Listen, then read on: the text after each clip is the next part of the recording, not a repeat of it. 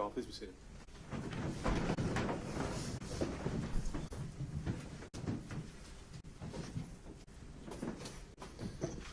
All right, let's go on the record with 23 SC 188947, State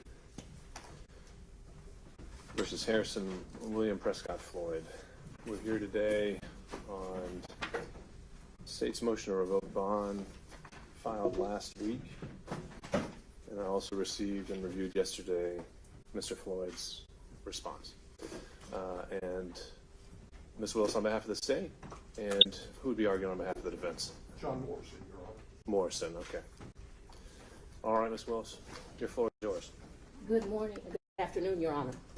I'm Fani Willis, District Attorney on behalf of the state of Georgia. Just want to put some things on the record before we begin and then the order in which we plan to proceed. We're obviously here because Harrison Floyd is indicted for 3 counts. One is conspiracy to violate the Georgia RICO statute, which, as you know, carries a penalty of 5 to 20 years.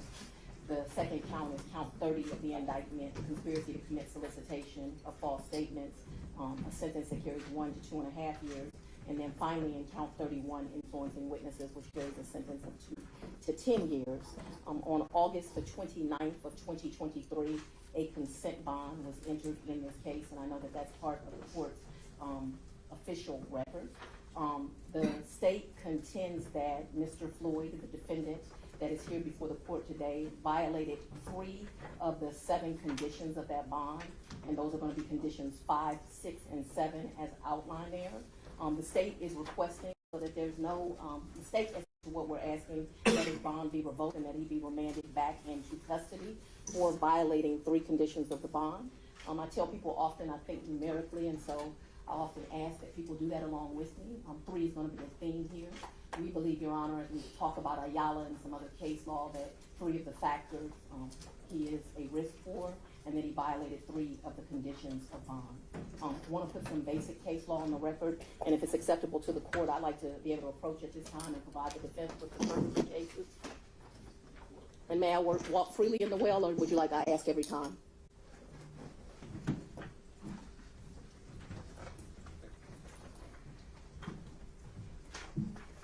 So, Your Honor, just for purposes of the record, I handed you, and the defense is now being handed Ayala versus State, 262 Georgia 704, a 1993 case. We also handed you Hood versus Carson, a 1997 case, and finally Clark versus the State, a 1997 case.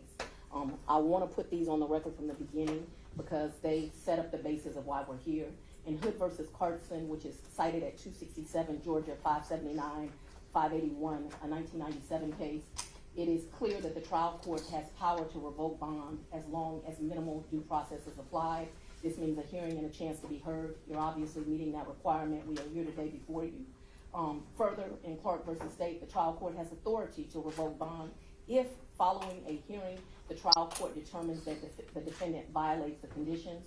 Clark versus State is cited at 228 Georgia Act 219 at 221 and 222, a 1997 case.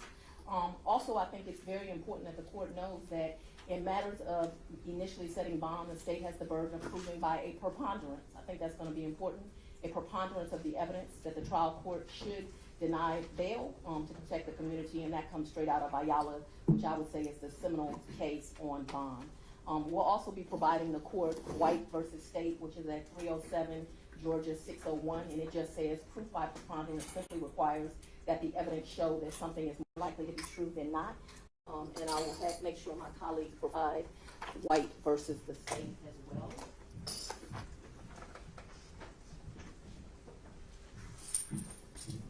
White versus the State is a Georgia Supreme Court, 307 Georgia 601, 607, 2020. Your Honor, understanding we have the burden in today's hearing, the state's plan is to call 3 witnesses. Those witnesses, again, 3 being our theme, is Assistant Chief Michael Hill. We plan to call Gabriel Sterling, as well as as well as Attorney Von Dubose to meet the preponderance of the evidence standard. With that, I don't know if the defense has opening, but as you direct, we will call our first open witness. Mr. Morrison. Good afternoon, Your Honor.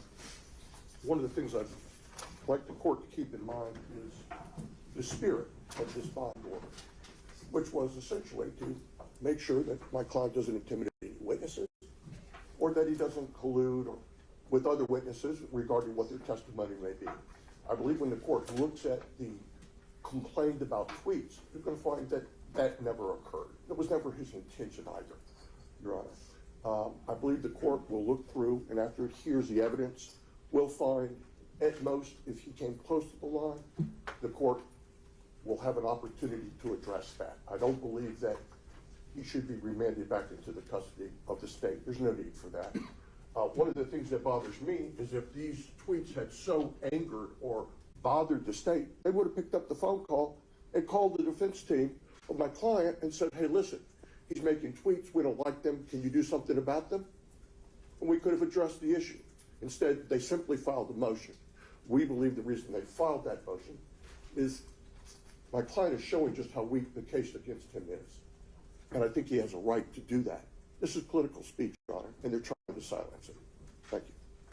Your Honor, may the state call that first witness. Your Honor, we're calling Assistant Chief Michael Hill.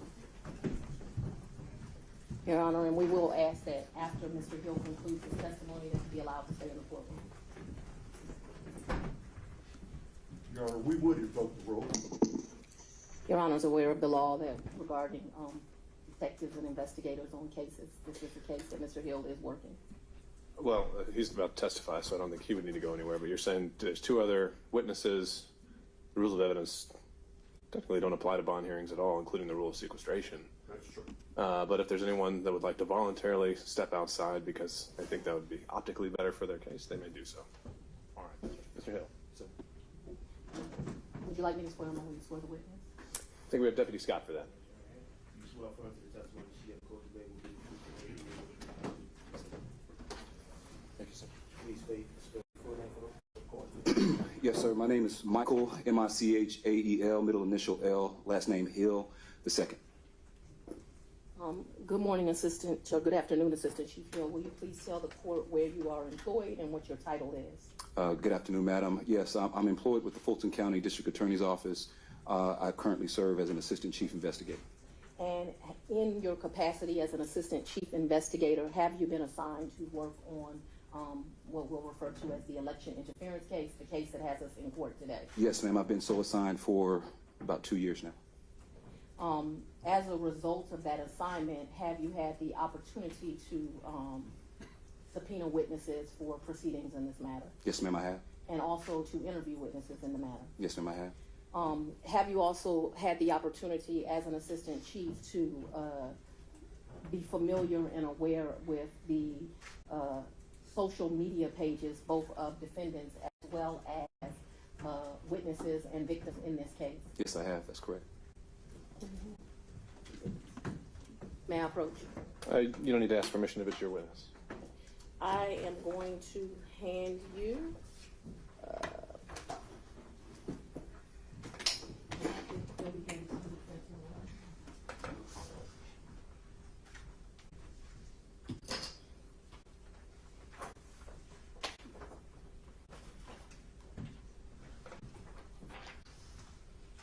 take a minute and look at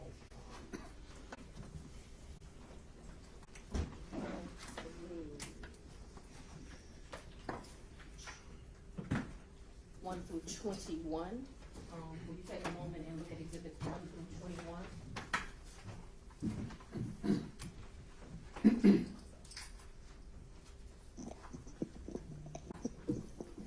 And while he's doing that, I just want to note for everyone, our court reporter is joining us remotely. So at any time you're away from a microphone, just speak up.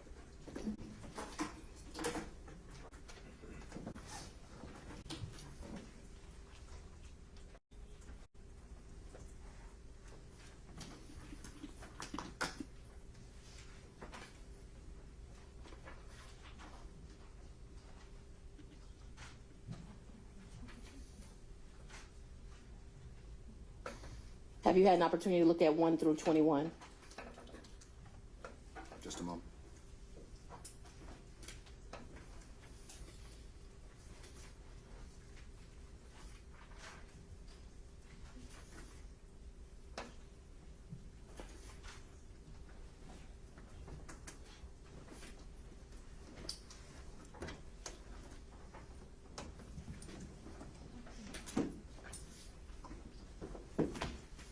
Yes, ma'am. And are you familiar with exhibits 1 through 21? I am. Are you familiar with all of them in the same way? Yes, ma'am, I am. Okay, and can you tell the court how you're familiar with 1 through 21? Yes, ma'am. So I'm familiar with exhibits 1 through 21 because they display the social media pages, specifically X, formerly known as Twitter, of defendant Harrison Prescott Floyd, as well as witnesses Mr. Gabriel Sterling, and also Secretary of State Mr. Brad Raffensperger. Your Honor, at this time, we're going to ask that State's Exhibit 1 through 21 be admitted into evidence. Your Honor, I'd ask the court to allow me to, or dire the witness as to the foundation of these prior to accepting them as tender and evidence. Are you challenging the authenticity of these? Yes. All right. I'll give you some leeway there.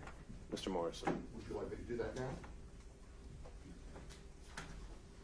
If you would, sir, you're familiar with these exhibits, correct? Yes, sir, I'm familiar. Next to the name, there's a little symbol. Is that correct? Yes, sir. What is that symbol? There's an @ if that's what you mean. The name of the name of the page. A blue check mark at the end of the names. May I approach the witness, Your Honor? I'm not sure. Yeah. That'd be a question. You may. Are you yourself a Twitter user, sir? No, sir. I don't have any social media. I see. I don't use social media at all. If I may, you'll notice here next to Harrison Floyd's name is what? It's an American flag. Okay. Next to Mr. Sterling's, there's nothing. But if you look here, what is this next to Miss Ellis's? Yes, that's the check signifying their account's been verified. The account has been verified. Correct. Has Mr. Floyd's account been verified? Well, according to your example, there's no blue check next to his name. So I would imagine that means that his account has not been verified. So, have you verified that these in fact are tweets, those which purport to be from Mr. Floyd, are actually in fact from Mr. Floyd? So you're asking in terms of my authentication or how I verified that these tweets are coming from Mr. Floyd, or you asked me to give you that answer? Have you verified that they came from Mr. Floyd?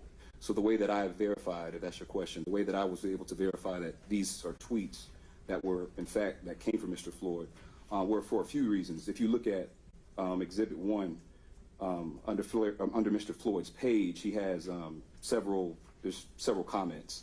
One's God's child, the next is Erica's husband, the next is Harlan's dad, the next is a U.S.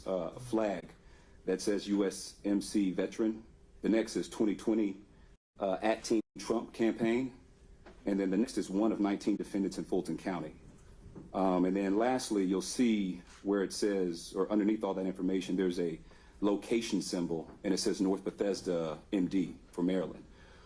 As a part of our investigation in this case, one of the ways that we were able to verify, or actually able to state that, unequivocally this is his page, is that first and foremost, look at the second thing that I mentioned, Erica's husband.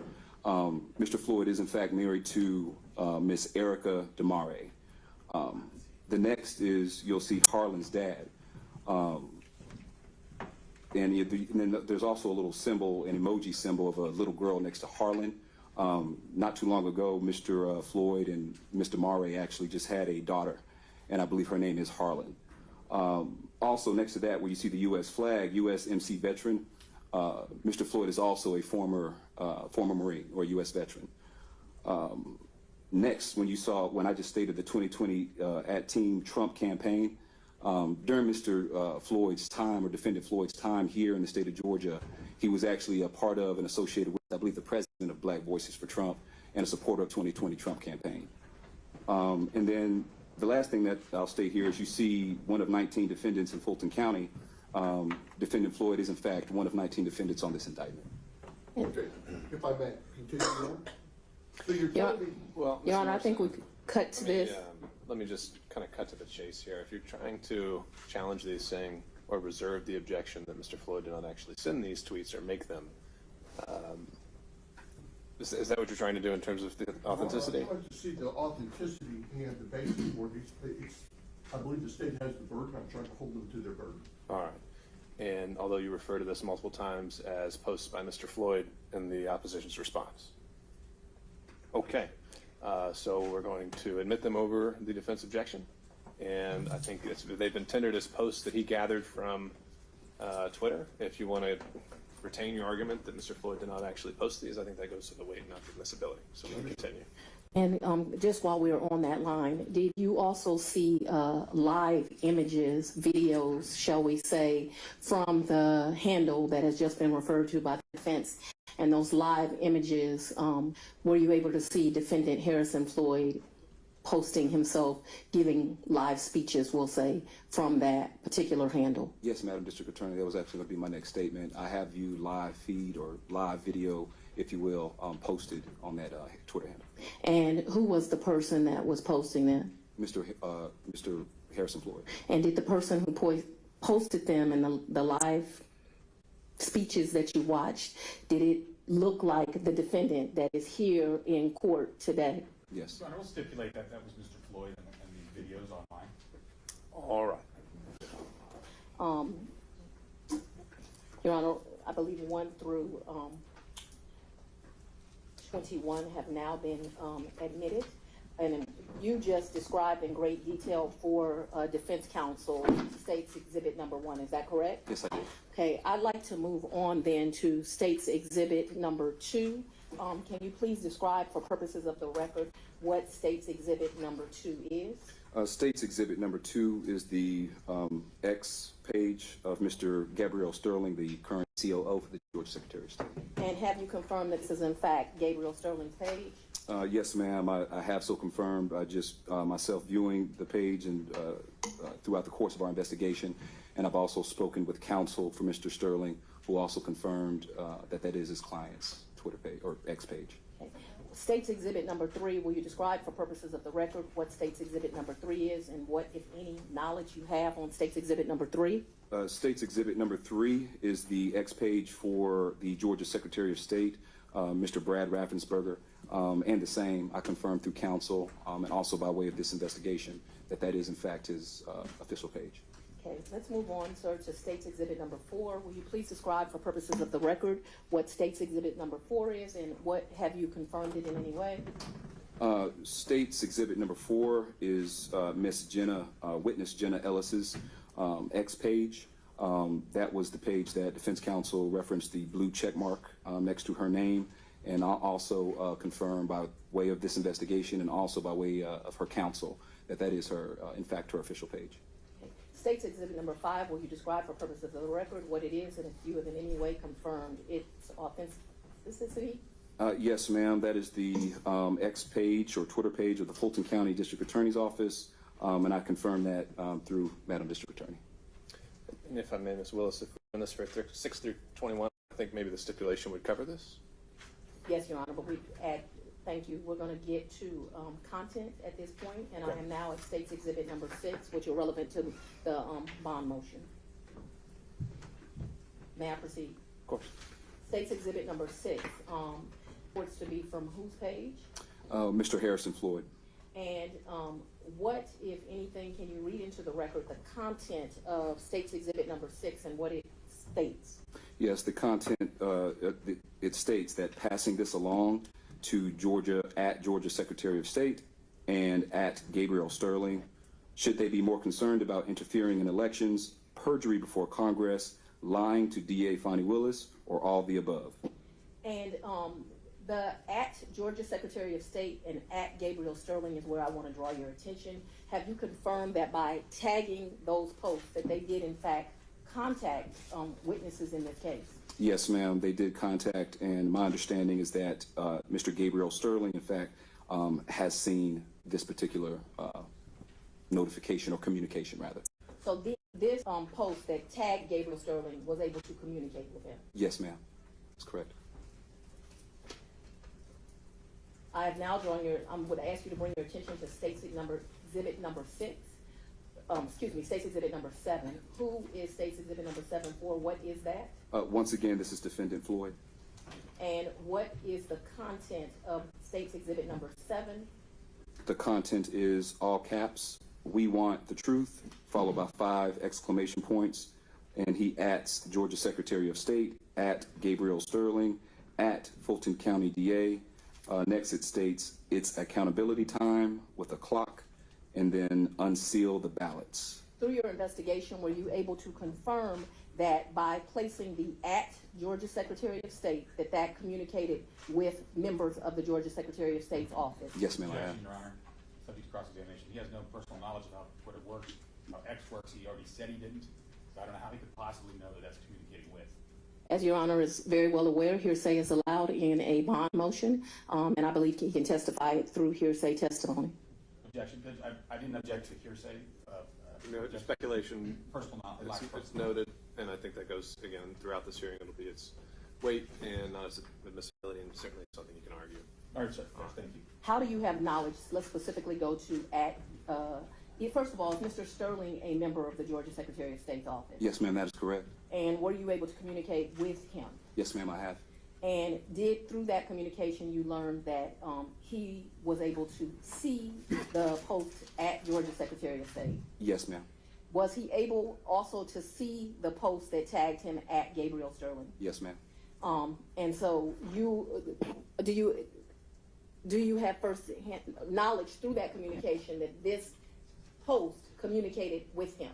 I have personal knowledge that Mr. Gabriel Sterling has viewed these communications, has seen them. Yes, sir. And thus they communicated with him? Correct. I would like to draw your attention to State's Exhibit number 8. Will you please read into the record the content of State's Exhibit number 8? Once again, this is from the page of Defendant Floyd, and the content is as follows. Black American Dems want the black Trump guy to tell on the racist white Republicans, but only if it's President Trump, ? LOL. Look, the truth is that at Georgia Secretary of State and at Gabriel Sterling are the pieces of, and it's a Emoji, can you just spell that word as opposed to put profanity in the record? Yes, ma'am. It's an emoji of poop or fecal matter emoji. They are the pieces of that emoji you should be mad at. Make elections fair again. And yeah, that's it. Is there 2 hashtags after that, sir? Oh, yes, ma'am. The hashtags underneath are hashtag fraud and hashtag Fulton. Let's move on to State's Exhibit number 9.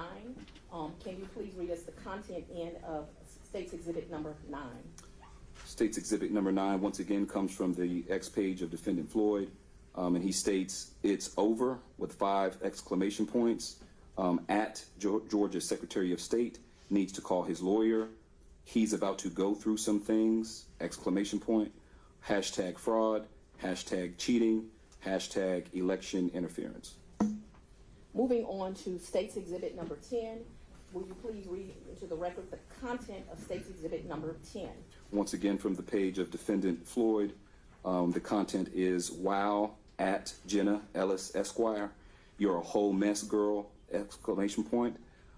So you didn't stop at stealing people's hard-earned money for your, in quotations, defense. You're also lying on at Dan Scavino, with a question mark, exclamation point, question mark. I guess they don't teach ethics at Harvard Law anymore. And then there's an emoji that I can't make out. Hashtag give back the money. I need to stop here and ask you a question. Is Gabriel Sterling a witness in this case? Yes, ma'am, he is. And in fact, specifically to this case, did he testify at a proceeding? Multiple. Did he testify specifically at the special purpose grand jury? Yes, ma'am, he did. And were transcripts of that testimony turned over to the defense? Yes, ma'am, they were. Okay, moving right along, Jenna Ellis, what was her initial status in this case? Her initial status was one of the 19 defendants. And what is her status at this time? She has since pled and she is now a witness for the state. Did the proffered testimony of Ms. Ellis, was that turned over as witness testimony to the defense in this case? Yes, ma'am, it was. Moving right along, let's move to State's Exhibit number 11. Do you have State's Exhibit number 11 before you? I do. Can you please read into the record what the content is of State's Exhibit number 11? It's again from the page of Defendant Floyd. It states, "If we are sharing / leaking videos today, ... and then there's an emoji. Like I said from the start, Ruby Freeman was, all caps, terrified and wouldn't talk to anyone, all caps, white, exclamation point. Why, ... question mark. Because racism and political terrorism in, I believe this is an emoji of a peach, is still very real, exclamation point. This is a all caps cover-up, and Fulton County is all caps corrupt. There is an image on this particular printout. What is that image so that the judge knows exactly what it is he is looking at in State's Exhibit number 11? Your Honor, that is an image of the body cam from the Cobb County Police Department of Miss Ruby Freeman at her home. Let me ask you,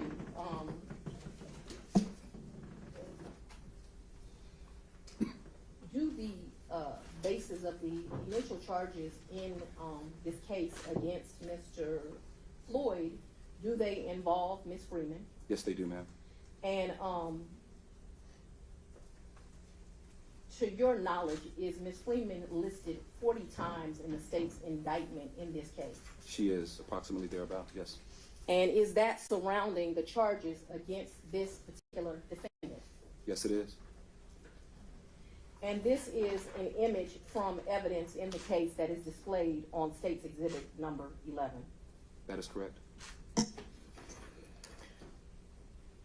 Can we move on to State's Exhibit number 12? Can you please put into the record what is displayed on State's Exhibit number 12? Again, from the page of Mr. Harrison Floyd, this is a cover-up, all caps, and Fulton County is corrupt, all caps, with an exclamation point. It is once again that same image of Miss Ruby Freeman at her home via Cobb County Police body cam, and underneath the image, it says, so this begs the question, if Ruby Freeman didn't trust white people to help her, what did she say to the black people that offered to help her? I'll wait for you to get your popcorn. Is there a response, and please do not put any profanity, I'd ask you to spell out the word that is profane underneath that comment. Yes, ma'am. There is a comment. It comes from underneath this post, and the comment comes from @FullFordLeonard, and the statement is bury this, BITCH, under the jail. All right, let's move on to State's Exhibit number 13. I believe the top of this post you just read,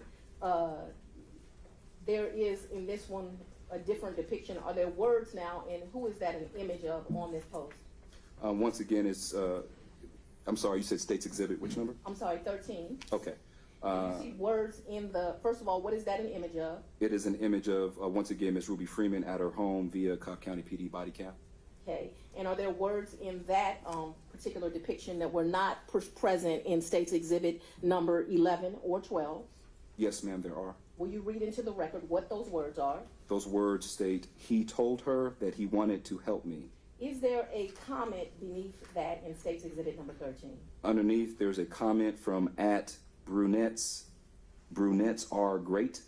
And the statement or the comment is, Ruby should be in prison, with an angry emoji face. Okay, let's move on to State's number 14. Is what's at the top of State's Exhibit number 14 simply, again, the image of Miss Ruby Freeman? Yes, ma'am, it is. And can you please read into, and there's the same text from Harrison Floyd that was displayed before, correct? That's correct.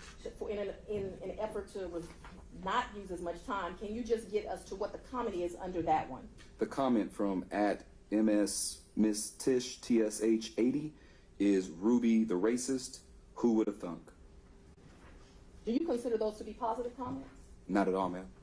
Let's go to State's Exhibit number 15. Again, the same post from Mr. Floyd. There's an image again. Who is this image of for purposes of the record? Miss Ruby Freeman. And are there different words that were displayed on the previous post? They are the same words. He told her that he wanted to help me. Same words. Again, image from the body cam in this case? That is correct. And does it display the witness, Ruby Freeman? It does. Is that the same Miss Ruby Freeman that is listed 40 times in this indictment? Yes, ma'am, it is. What is the comment underneath? The comment underneath is from @Justine01848685, and it says racist, and then there's a pig emoji. Did you find that to be a positive comment? Not at all, madam. Moving on to State's Exhibit number 16, I believe that this is a different post, is that correct? It is a different post. Will you, for purposes of the record, read into what the content of this post is?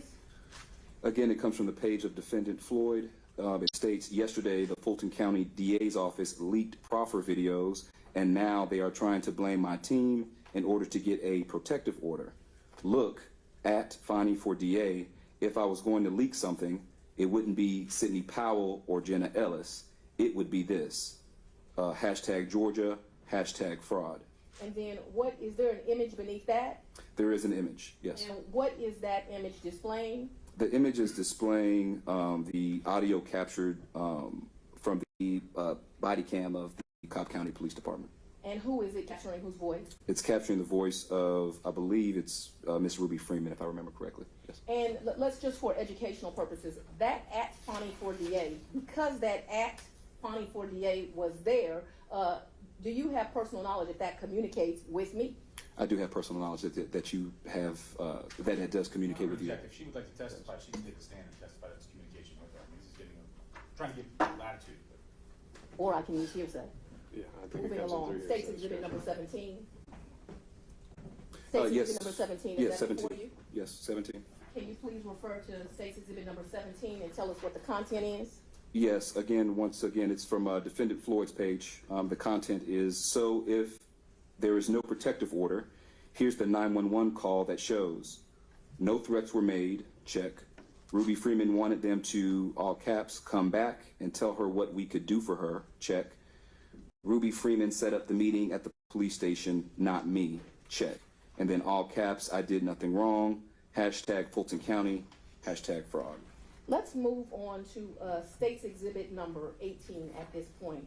Does State's Exhibit number 18 show that exact same post you just accounted in State's Exhibit number 17? Yes, ma'am, it does. Can you please read underneath that particular post from Defendant Harrison Floyd what the comment was? The comment underneath the post is from @South40Me, and it states, the whole world knows what she and her daughter did. Absolutely shameful, and all caps, treason. I'm confused. Is that positive? No, ma'am, that is not a positive comment. And All right, Judge, and moving- Judge, we can strike that last response.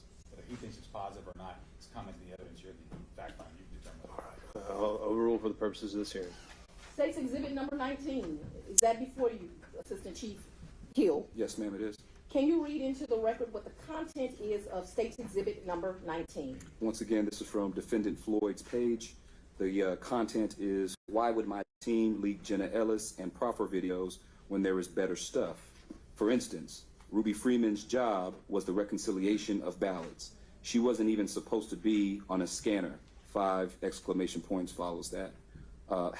#fraud, #Fulton County, and #GEORG for Georgia. And then what is the image that is displayed underneath that? Underneath, it's an image that captures audio, and it's purportedly the voice of Miss Ruby Freeman, captured from the official body cam of the Cobb County Police Department. And I want you to move along to State's Exhibit number 20. The same post that was in State's Exhibit 19 is also displayed in State's Exhibit number 20. Is that correct? Oh, actually, No, I ma'am, apologize. it's a different post. Let's move on to State's Exhibit number 20. What does State's Exhibit number 20 state? State's Exhibit number 20 states, again, from the page of Mr. Harrison Floyd, does this sound like Ruby Freeman is being, all caps, pressured? Why would DA Fani Willis want to hide this from the public? #fraud, #Fulton County, and #Georgia. And there is an image, and who is the image purported from? Miss Ruby Freeman. And is it again the body cam video? That's correct. Can you Or please? audio. I'm sorry, body cam audio. Can you please state, for purposes of the record, what the comment is underneath? The comment underneath is from @Gandalf419781, and the comment reads, Miss Ruby needs a bodyguard, or she's going to get Epsteined, or Epstein. What does Epstein mean to you? What it means to me is it refers to Mr. Jeffrey Epstein, who was a defendant, rather convicted individual in a sexual assault or sexual of nature crimes that he committed years ago. And during the year, I believe August of 2019, he was actually incarcerated and found hanging from his cell and is now deceased. Okay, so is that a term, you're going to be hung from your cell? Is that the way you read that? The way I interpreted it. Well, let's clear one thing up. I think we need to have one attorney at a time conducting the hearing, so y'all can choose between yourselves. We'll move on from this point. All right, and just to rule on the objection, his characterization of it is not going to be definitive, but overruled for the purposes of the record. All right. Do all persons in your,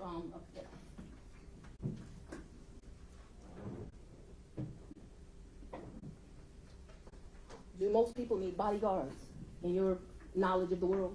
I wouldn't say most people, ma'am. How about those threatened? Those threatened, sure. Let's move on to State's Exhibit number 21. State's Exhibit number 21 before you. Yes, ma'am. What, if anything, does State's Exhibit number 21 depict? It depicts the same image and the same comments from Exhibit 20. And what, if anything, does it state? I'm assuming you mean the comment? Well, first of all, let's read what the defendant, Mr. Floyd's post states, as well as the image, and then the comment in response. Yes, ma'am. It states Exhibit 21. It states the post actually states, does this sound like Ruby Freeman is being pressured, all caps? Why would DA Fani Willis want to hide from the public? Hashtag fraud, hashtag Fulton County, hashtag Georgia. Again, it is the image of audio from the Cobb County PD body cam from Miss Ruby Freeman. And then the comment is from at Smoky Mount Mystic, and it states, Ruby is going to get virtually slaughtered under cross-examination at Trump's trial, and Fani will face charges herself. And then there's a parenthetical, if she's allowed to live till then. Until Ms. Freeman is allowed to live to testify. I'm not certain, throughout the course of my investigation of this particular post, I'm not certain if Mr. or Defendant Floyd is referring to Madam District Attorney or if he's referring to Ms. Ruby Freeman. Objection, Your Honor. Neither of these, this comment wasn't made by Mr. Floyd. This comment was made by a third party. To characterize this as Mr. Floyd referring to Fannie or Ruby, which is incorrect. I misspoke. So, Ms. Fani, We can clarify but that for the you, record. so that the record is clear, this is a post in response to Mr. Floyd's post related to Ms. Freeman. That is correct. I misspoke. I meant to say the comment was, it was unclear if the comment was referring to Madam District Attorney or... I would live or if she would live. Correct. One of us Correct. might not make it. Correct. And this is in response to this defendant's post. It's in response to Defendant Floyd's post. As part of your continued investigation at this time, did you have an opportunity to communicate with defense counsel for Jenna Ellis? Correct, I have. And in fact, were you able to determine that those tags effectively communicated with Ms. Ellis? I did determine that those tags, in fact, certainly communicated with Ms. Jenna Ellis. Meaning that when she was tagged, that allowed her to see the communication from Mr. Floyd. That's correct. And in fact, in response to that inquiry, I'm going to hand you what has been marked as State's Exhibit number 23.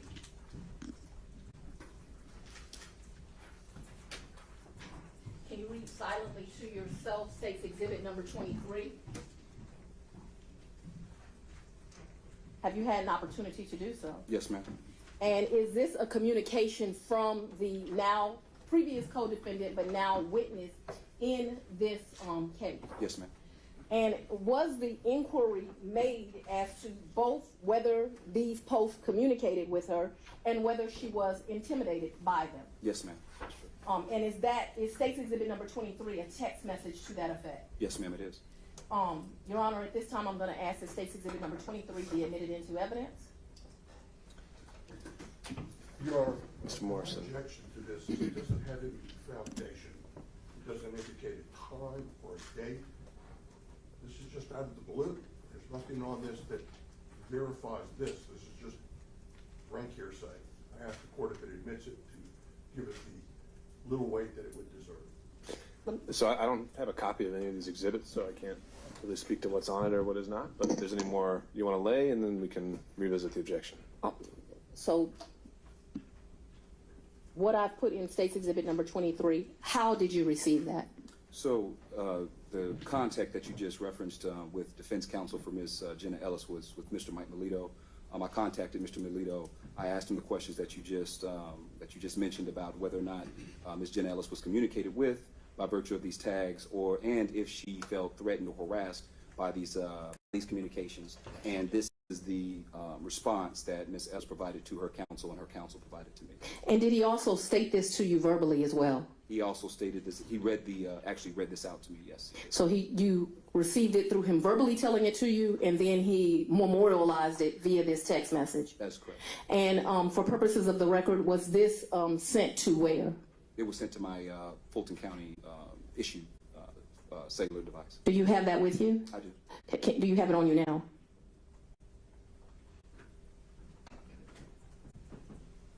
I think I left it. Okay. Let me ask you this. At approximately what time did you receive that? May I approach? Thank you. Will you take a moment and open up the message? Yes. And at what time what day did you receive that, though, so that we're clear for the record? Today, Tuesday, November 21st, 2023. And at what time? This morning at 10:59 a.m. And this was, again, he spoke this to you verbally? Yes, ma'am, that's correct. And then memorialized it? Yes, ma'am, that's correct. Your Honor, at this time, I would ask that State's Exhibit number 23 be admitted for purposes of this hearing only, and that he read it into the record and that it be admitted. All right, Mr. Morrison, you renew your objection on authentication? No, Your Honor. All right, Exhibit 23 is admitted. Can you please read it for purposes of the record? So in the message, Ms. Jenna Ellis states, I saw it a couple days after it was posted. Yes, I believe it was meant to both intimidate and harass me, and also encourage others to harass me, which others have done in the comments and separate posts following this post, and Floyd's comments about me on media. And then there's, in the parentheses, which the DA references in their pleading. One moment, Your Honor.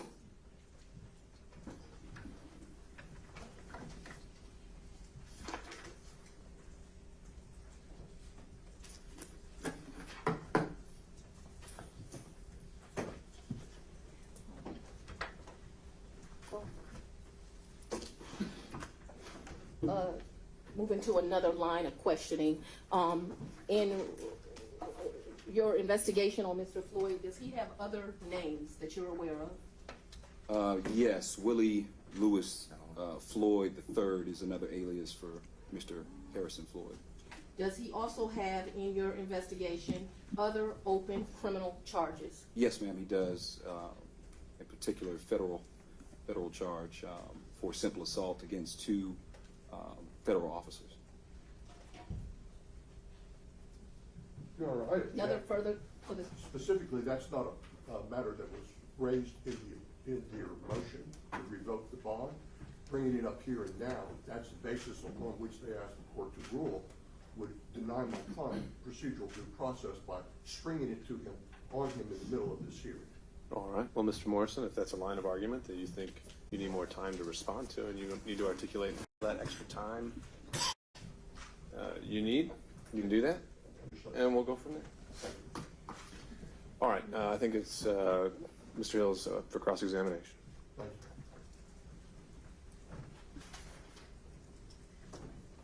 you.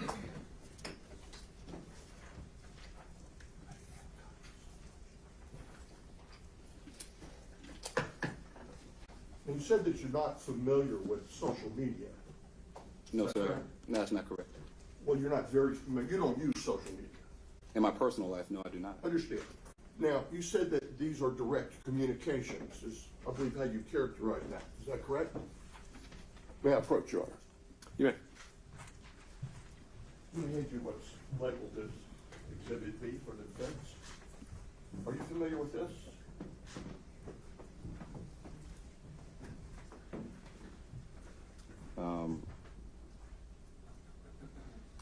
Yes, I'm familiar, but you just said that I characterized something as direct communications, and I didn't.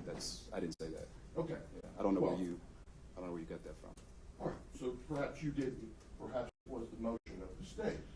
But there is a mechanism in Twitter, or now what's called X, for direct communications, direct messaging, isn't that correct? Sure. Okay, and this is an example of how one would use that app to directly communicate with someone, should they choose to do so. It appears if you want to send someone a message similar to an email or a text, you could do so via X or Twitter. Okay, were any of these, what you call messages, conveyed in that manner? I'm sorry, I don't understand your question. Or was this messaging, this direct messaging used by Mr. Floyd to convey messages to any of these witnesses or co-defendants? I don't have any evidence of that, no. Is the answer no? I don't have any evidence of that. Okay, so- You may have, I don't have any evidence of that. Okay, so you can't say that they did. I can't say that he In did. fact, all of the messages and exhibits to which you referred to, that isn't the mechanism by which you contend a message was sent to any of these people, is it? I'm sorry, I don't understand your question, sir. Okay. The message, the mechanism by which you say Mr. Floyd communicated with people Yes. was by putting the ampersand in front of their tag. Correct. Isn't that really how you reference people? Well, in the instance of what we're discussing today, that's how he referenced and how he communicated with people. Well, I mean, when you reference someone, what does that trigger? What happens? Or put an ampersand in front of someone. Did they get an email with the message contained inside?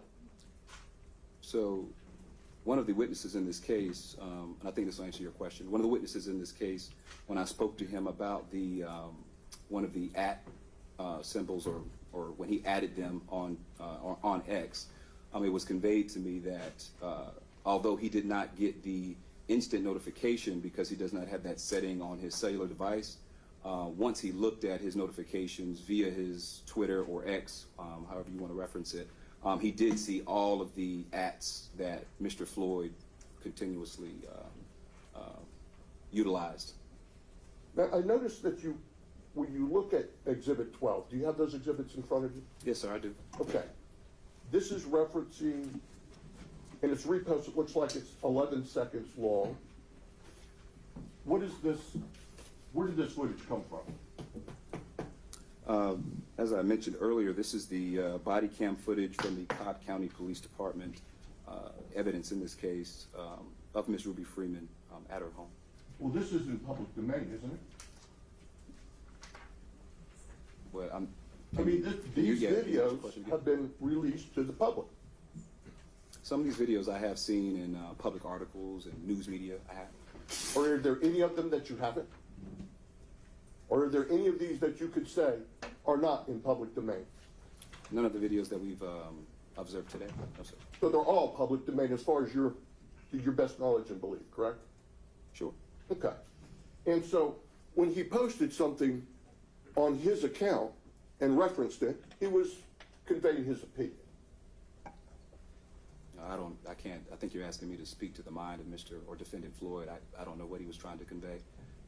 Well, I see here, for instance, on number 12, it states Exhibit 12, where it says an ugly comment by Leonard Fulford. Who's Leonard Fulford? I wouldn't know. Perhaps Defendant Floyd does. I don't know. Did you ask Mr. Floyd if he knew who he was? I haven't spoken to you or the defendant in this case.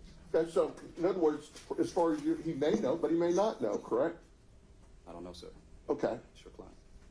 Well, I understand, but you're complaining about this comment by... Objection to the characterization. The state of Georgia, through District Attorney Willis, complains of the conduct of Mr. Floyd that led to harassment of these witnesses, not Assistant Chief Michael Hill. Objection. All right, so Mr. Morrison, what would be your response to that, or do you want to rephrase? I'll rephrase it. All right.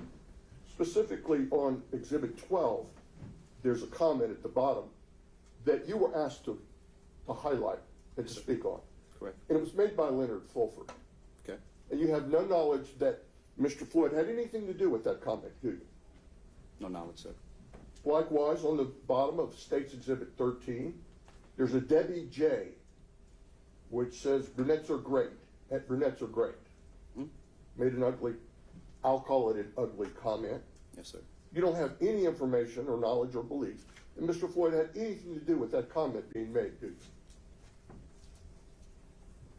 If you're asking me if Mr. Floyd had anything to do with the comment being made, the comment was made under the post of Mr. Floyd. So I would say, if you're asking me, he did have something to do with that comment being made. How else would that comment appear under his post if he hadn't made it? Did he make the comment? Did he make the ugly comment that you just referred to? Right. Apparently it comes from Debbie J at Brunettes Are Great. Do you know who Debbie J is? I don't. Objection asked and answered. No, that was with regard to Mr. Leonard, I believe. I don't recall that one. Why don't we get through it? So you can re-ask the question. Do you know who Debbie J is? No, sir, I don't. Okay. Do you know if he knows who she is, Mr. Floyd? I don't have that information. Okay. Likewise, on Exhibit 14, there's a MSTSH80. Do you know who that is? No, sir, I don't know who that is. Do you know if Mr. Floyd knows who that is? I wouldn't know, sir. Okay. Do you have any information that, okay, let's go to 15. Justine made a comment. Yes, sir. And do you have any information that Mr. Floyd knows who Justine is? Same answer. No, I don't. Okay. Or Cindy P. on Exhibit 16.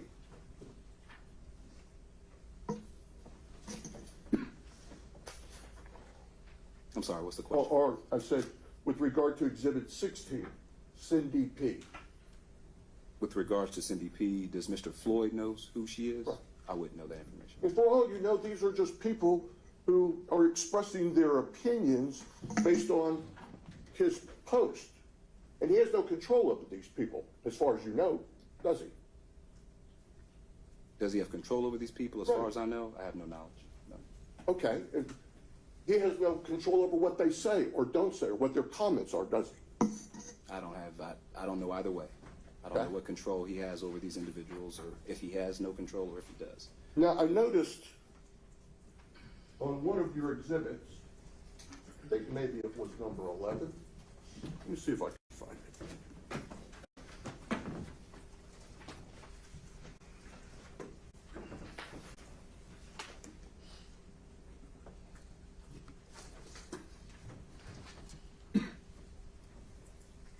One moment, Your Honor. I've got these out of order.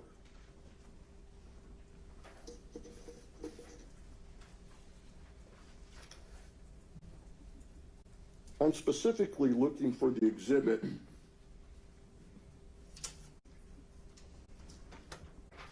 where Mr. Floyd talks about, let me find it, please, Your Honor.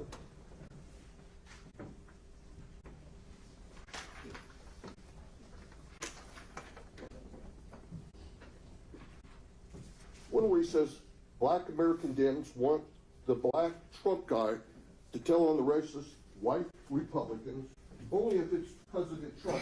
LOL. Are you familiar with, do you have that exhibit? I am familiar with that, but I do not have that exhibit in front of me, sir. The state put it in its motion. Well, have you read the state's motion? Yes, sir, I have. Okay. If I may approach, John? You may. Thank you. Let me show you this right here. And I'm going to just label this Exhibit C for that.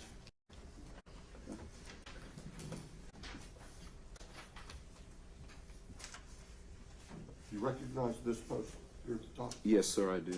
I do recognize that. I noticed that this portion here at the bottom is a comment. Isn't that true? The portion, which portion, right here? Yes. Yeah. That wasn't in the state's motion. Could you tell us what that said? Are you asking for this from Brooklyn Flowers? Yes. Oh, yeah, so the comment under Defendant Floyd's post, Black American Dems want the black Trump guy to tell on the racist white Republicans, but only if it's President Trump, LOL. Look, the truth is that at Georgia Secretary of State and at Gabriel Sterling are the pieces of fecal emoji you should be mad at. Make elections fair again, hashtag fraud, hashtag Fulton.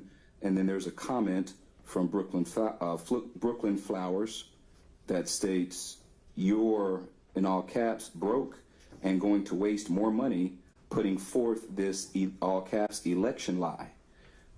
We can't wait to, all caps, lock you up here in Georgia, as if those 5 days you spent in Fulton jail wasn't enough. And then there's an image that says, warning, coon-fused Negro alert. Coon spelled C-O-O-N, correct? Yeah, that's On correct. the beginning of the fused. Yeah. So an intentional misspelling of the word confused. Yeah, sure. Are you aware that this is actually what Mr. Floyd is responding to, is a comment? That's not a comment that's in response to his post. That's him posting a response to this message he received. Were you aware of that? No, I'm not aware of that. Understand. I'm not aware of that. Thank you. But this isn't in the state's motion, is it? No, sir. Okay. Now, if I look through these comments,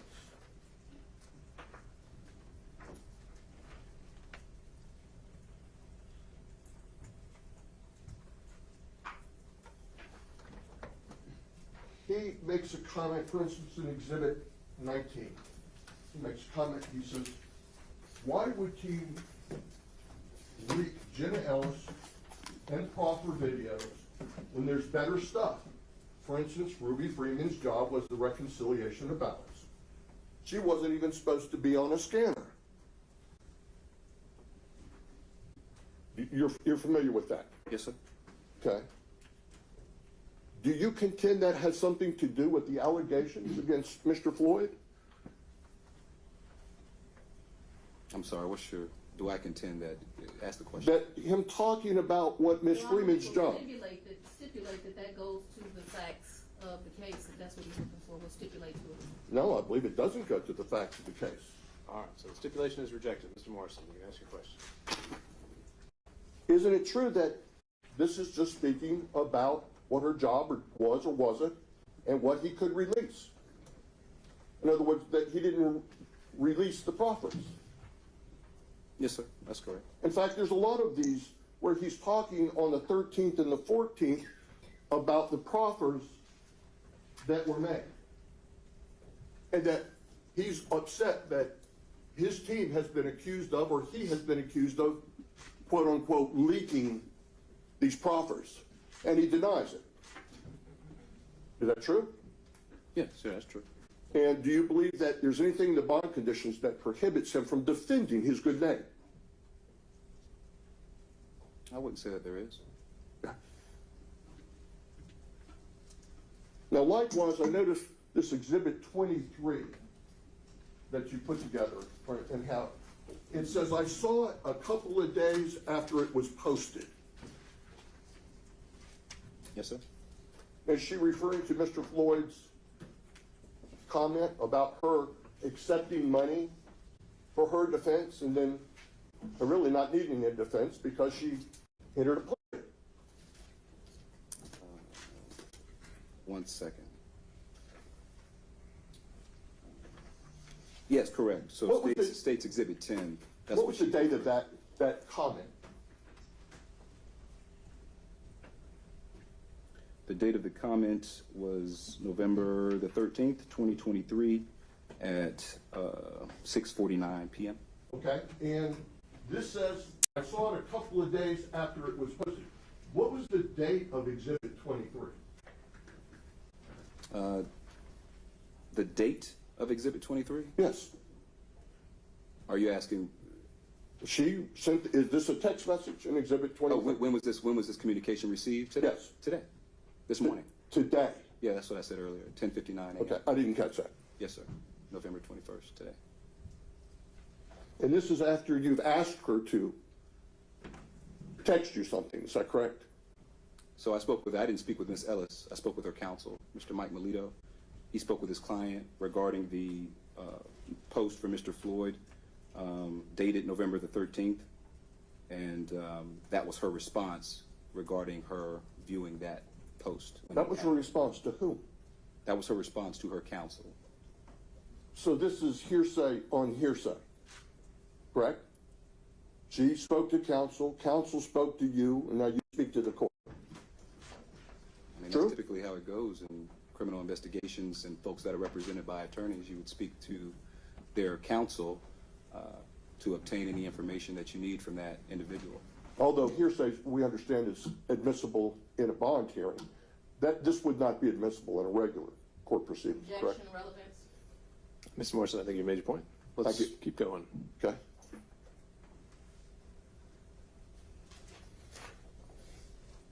Isn't it true that none of Mr. Floyd's posts contain any threats of violence?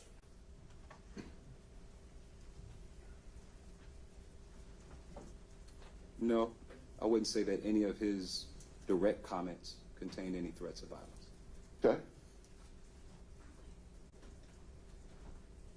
Is there anything in his comments that show he's trying to get witnesses that he's trying to collude with witnesses to change or alter their testimony?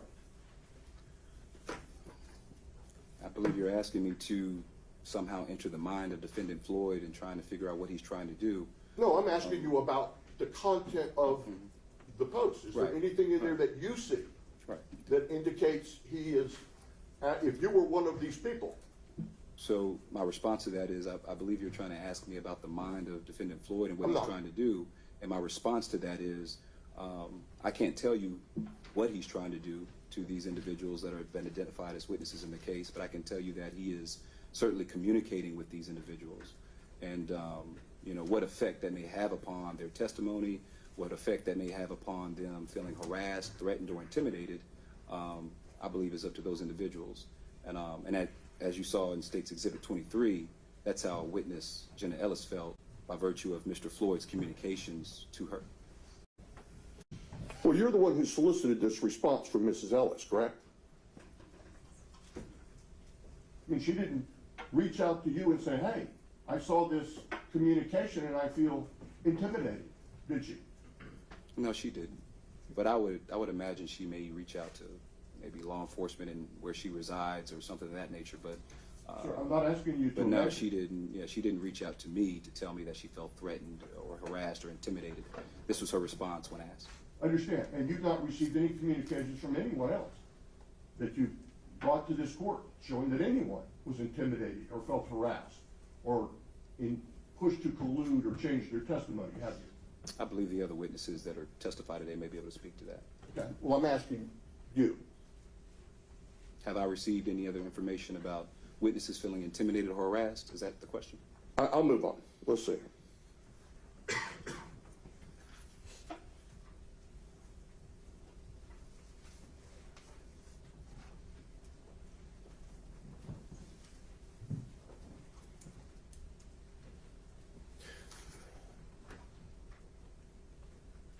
At any point in time, were you asked to contact any of the attorneys on Mr. Floyd's defense team and say, oh, look, he's making posts that we don't like?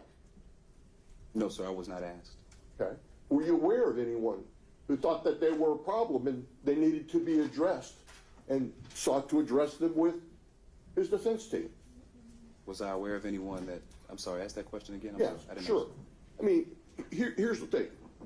These comments that have been brought before the court, Yes, sir. at any time were they brought to the attention of Mr. Floyd or his defense team and said, look, there's a problem here? Well, Mr. Floyd made the comments, so he was very much aware of the comments being made. My question is there anyone who made his defense team or him aware that these comments were a problem in the eyes of the state? Oh, I'm not aware of anyone that reached out to you to say, hey, this is a problem, if that's your question. Right, or to anyone else on the defense team? No, sir, not that I'm aware of.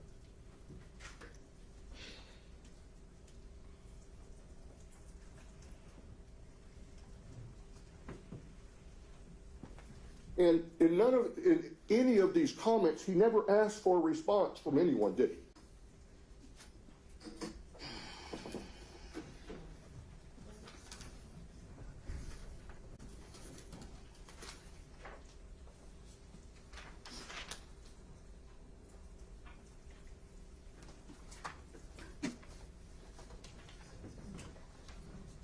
So in State's Exhibit number 6, this is to answer your question. Sure. Mr. Floyd says, passing this along to Georgia Secretary of State and Gabriel Sterling. So he's addressing them, he's communicating with them. And then he asks the question, should they be more concerned about interfering in elections, perjury before Congress, lying to DA Fani Willis, or all the above? And so you're asking, you know, is he asking something of someone? I mean, he's asking a question there, but again, I'm not in the mind of Mr. Floyd, so I don't know if he's asking that question to them or if he's just posing the question. I just know that he's communicating with these individuals and he's making these comments. So did you say he's communicating with these individuals? Yes, sir. In fact, when I asked you this question earlier, Sure. he's not communicating. He's referencing these people. When you put the ampersand in front of someone's handle, that's a reference to that person so that other viewers may know who you're talking about, correct? As opposed to sending a direct message. So perhaps I should answer it this way.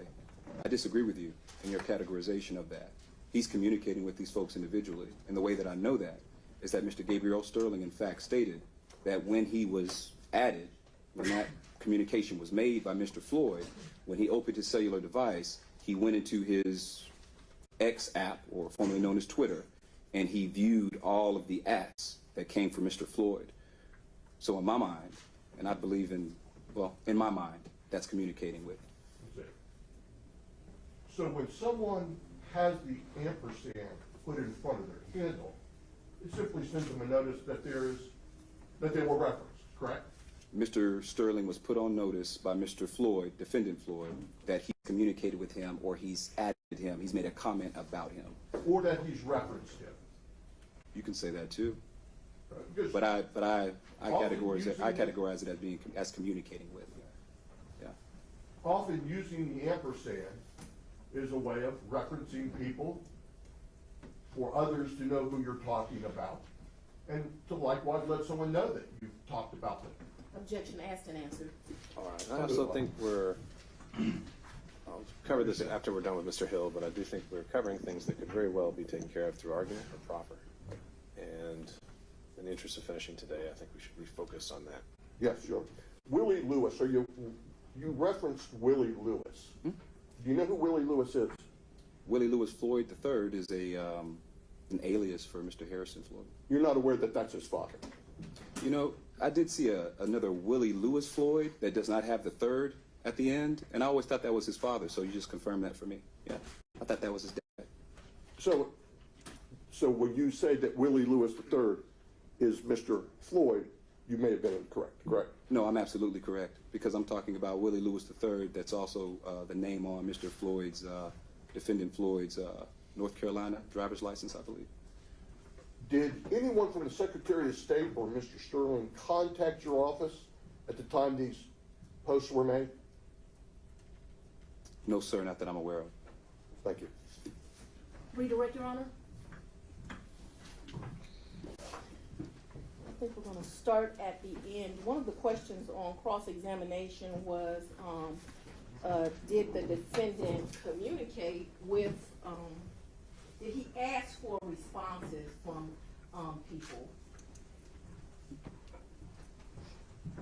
I'm handing you again what's marked as State's Exhibit number 12, and for brevity's sake, the last sentence by Mr. Floyd in State's Exhibit 12, what does it say? The last sentence states, "I'll wait for you to get your emoji popcorn."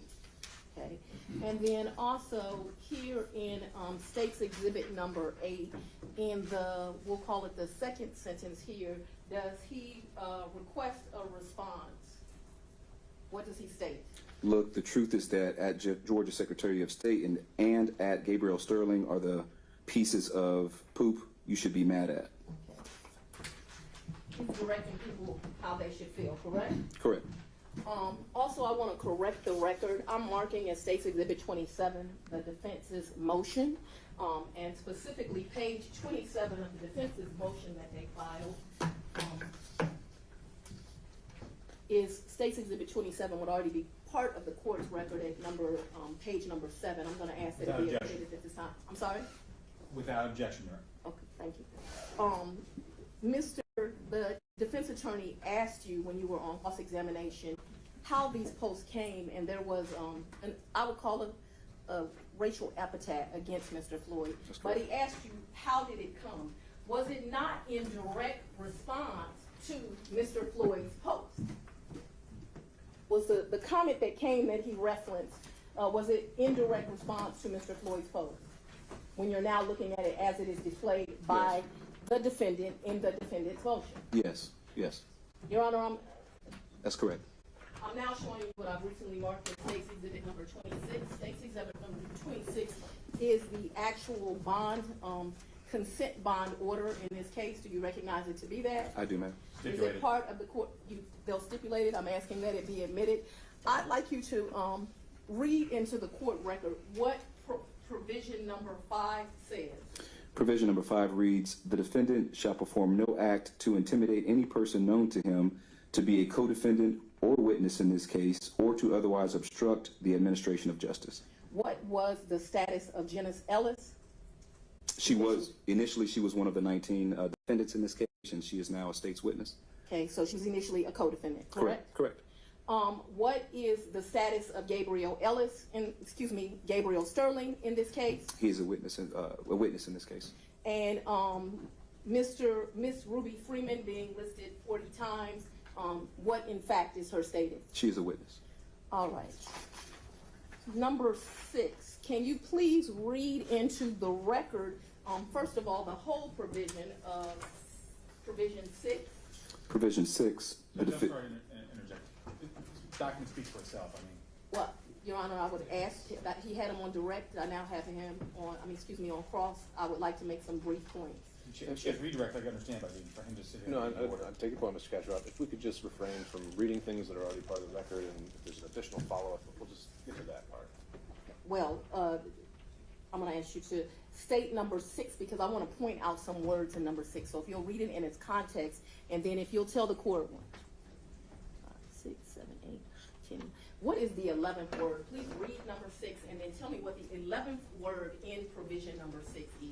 Okay, so the provision is the defendant shall not communicate in any way, directly or indirectly, about the facts of this case with any person known to him or her to be a co-defendant in this case, except through his or her counsel. And the numbered word that you wanted to emphasize was indirectly. Indirectly communicate. Indirectly, correct. Okay, let's read number 7. Can you please read paragraph number 7? Also word number 11. Can you read the whole thing? Yes, ma'am. So 7, the defendant shall not communicate in any way, directly or indirectly, about the facts of this case with any person known to him or her to be a witness in this case, except through his or her counsel. And the word that you emphasized was indirectly. And is this bond order in fact entered with Harrison William Prescott Floyd That's correct. and signed and agreed to upon by both the state and defense counsel? That's correct. Who signed this order? Counsel for the defendant, And who signed the order from the court? the Honorable Scott McAfee. Did you have an opportunity to review how many times the posts against Ruby Freeman were viewed? Yes, I did. How many? Nearly 500,000 times. I think the approximate number is 466,000. And in your investigations, have you had the opportunity? Your Honor, I object. This is beyond the scope of direct and cross-examination. And the line of questioning is the reach of these posts, is it right? That's All right. We can open up that line. I think it's relevant. And in investigations, I know you said you did not personally have social media due to your line of work, but have you had the opportunity to investigate social media posts? Yes, And is it the culture of social media when one posts, people respond? that's correct. One moment, Your Honor.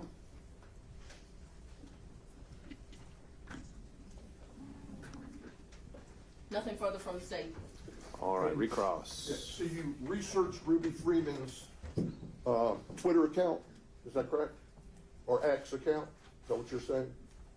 Ms. Ruby Freeman, I'm not aware if she has an X account. I don't believe she does. So she didn't even have an account on this social media platform, Not that I'm aware of, sir. okay? And you said her name was referenced how many times? No, sir. The question was how many times was the post in which Mr. Defendant Floyd references Ms. Ruby Freeman, how many views did those posts obtain? And the answer to that is nearly 5,466,000. Okay. That's the answer to that. And likewise, Jen Ellis has how many followers? 1 million, I believe. Over 1 million, correct? Yeah. Now, you said that Gabriel Sterling's going to be a witness, as well as Ruby Freeman. Yes, sir. They're on the witness list. Yes. Witness list? Yes, sir. Have you turned over that witness list to us? I'm not sure of that. I believe you should have that witness list. I'm not sure of that. Would you be surprised to learn that we don't have a witness list? Yeah, I'd be surprised to know that. Okay? And likewise, let's see, one moment.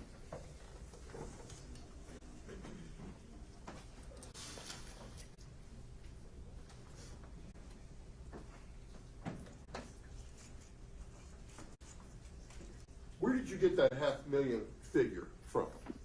Simple math. Just looked at the viewership from each post that Mr. Floyd references Ms. Ruby Freeman. There's a little number at the bottom. For example,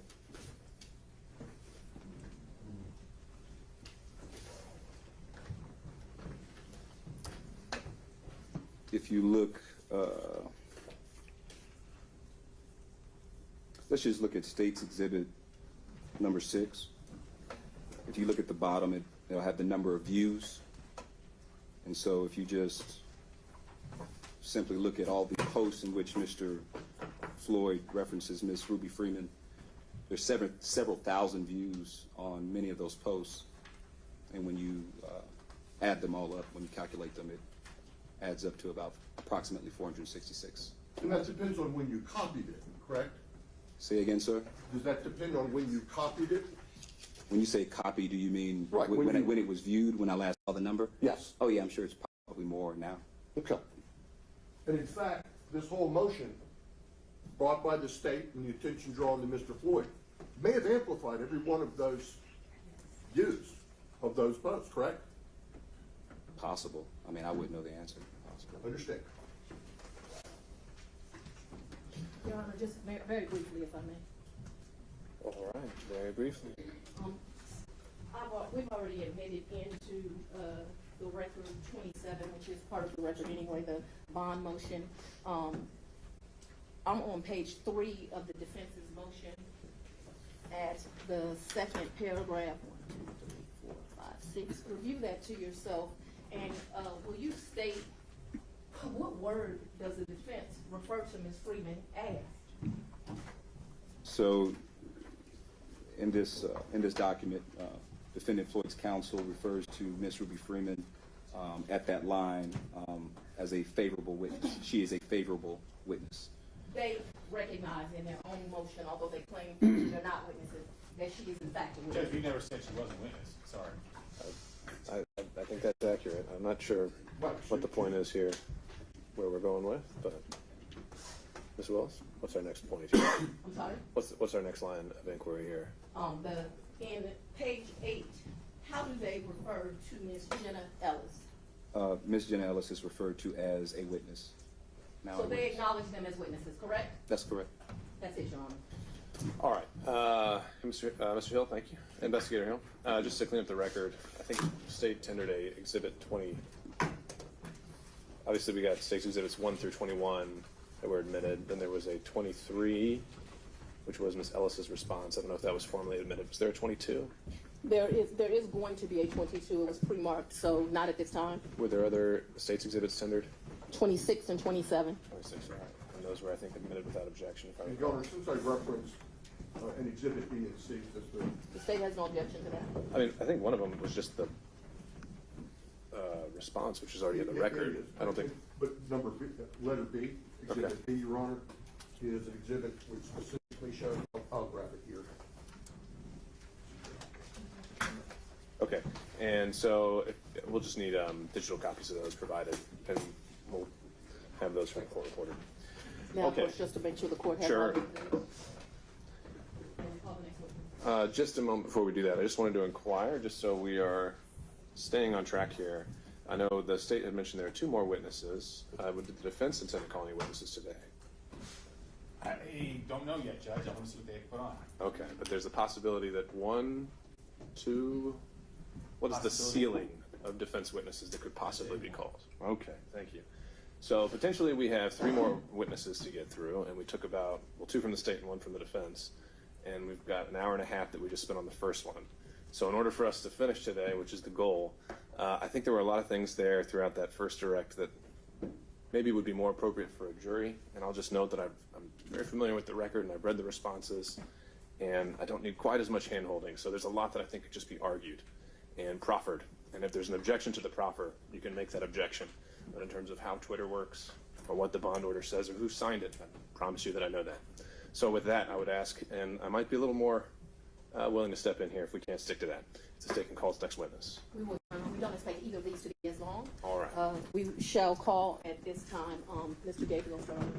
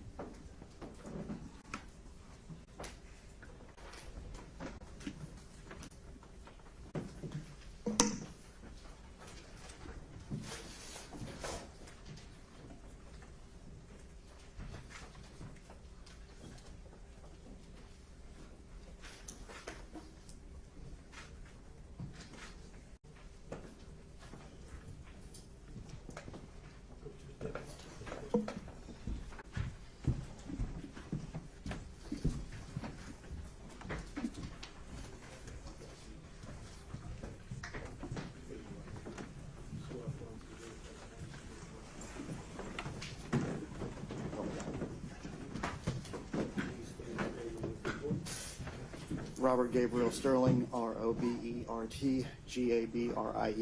Sterling.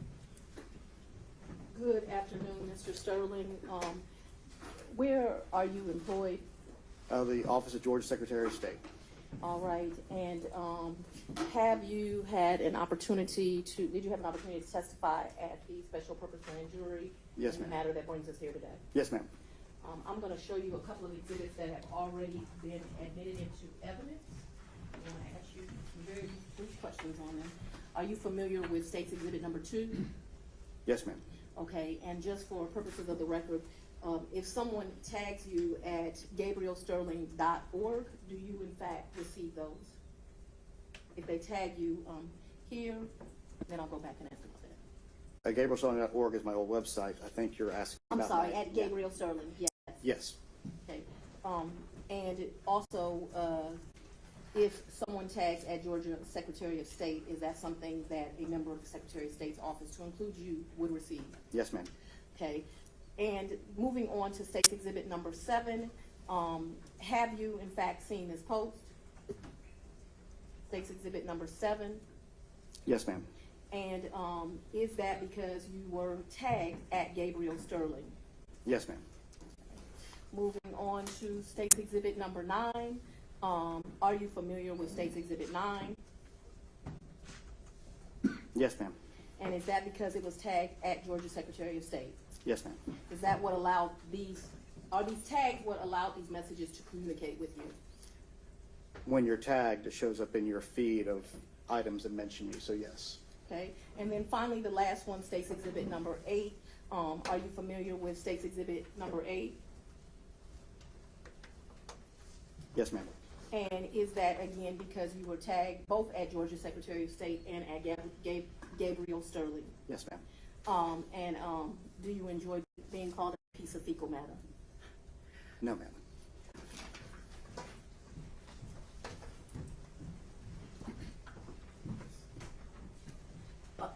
Are you a witness in this matter? Yes, ma'am.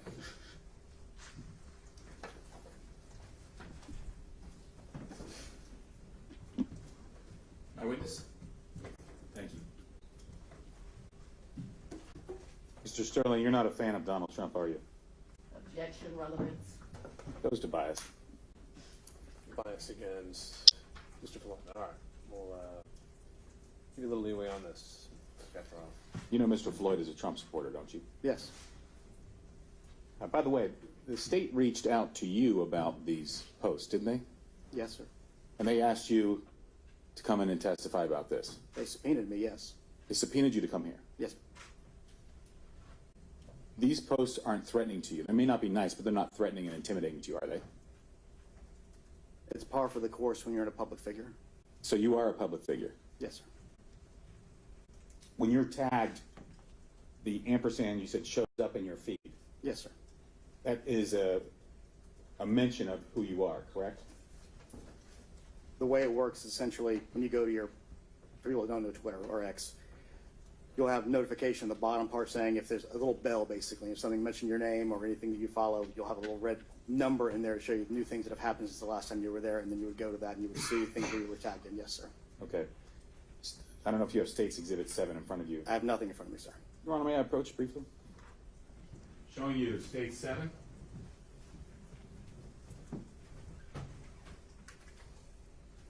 Where Mr. Floyd says, we want the truth.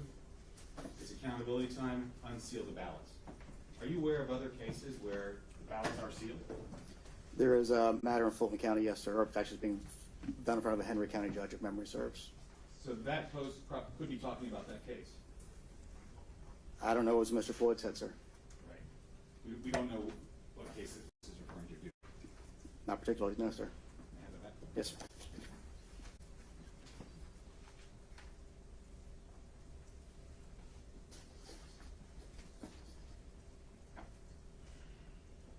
Are you also, you have approximately 67,000 followers on your account? 70,600.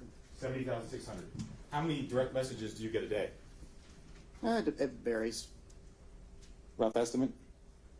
I do it more like the week. I get 3 or 4 a week, maybe, depending. Like right now, I'm going back and forth with a gentleman about something going on in licensing. Okay. And then, how many times a day are you tagged on posts? I have no way of knowing that, sir. A lot. It's common, yes, sir. And it's common that you might miss. You're not paying attention to your notification section every single post that goes through there, are you? When I'm tagged, I generally go take a look at it, yes, sir. But I mean, it's not so overwhelming that I can't, but I don't look at it every day or every hour now. And if you were threatened or intimidated, would you contact law enforcement? If I thought something rose to that level, I would contact law enforcement. And you didn't contact law enforcement in this case? No, sir. Your Honor, I have nothing further. Okay, all right. Thank you, Mr. Sterling. Thank you. Can this witness be excused from his subpoena? Your Honor, at this time, we'll call Yes, sir. Dubose. I'm sorry? Bond Dubose. Can you spell that for the record? D-U-B-O-S-E, and we're gonna let him spell it as well, just to Okay. make sure the state got it right. All right. This is our final witness.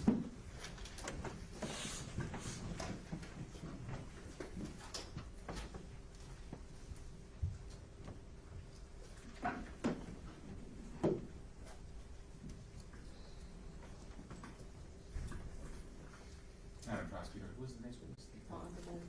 Vaughn? Mhm. Is that law enforcement? It is not. Is that a witness? It is Thank you. from this hearing.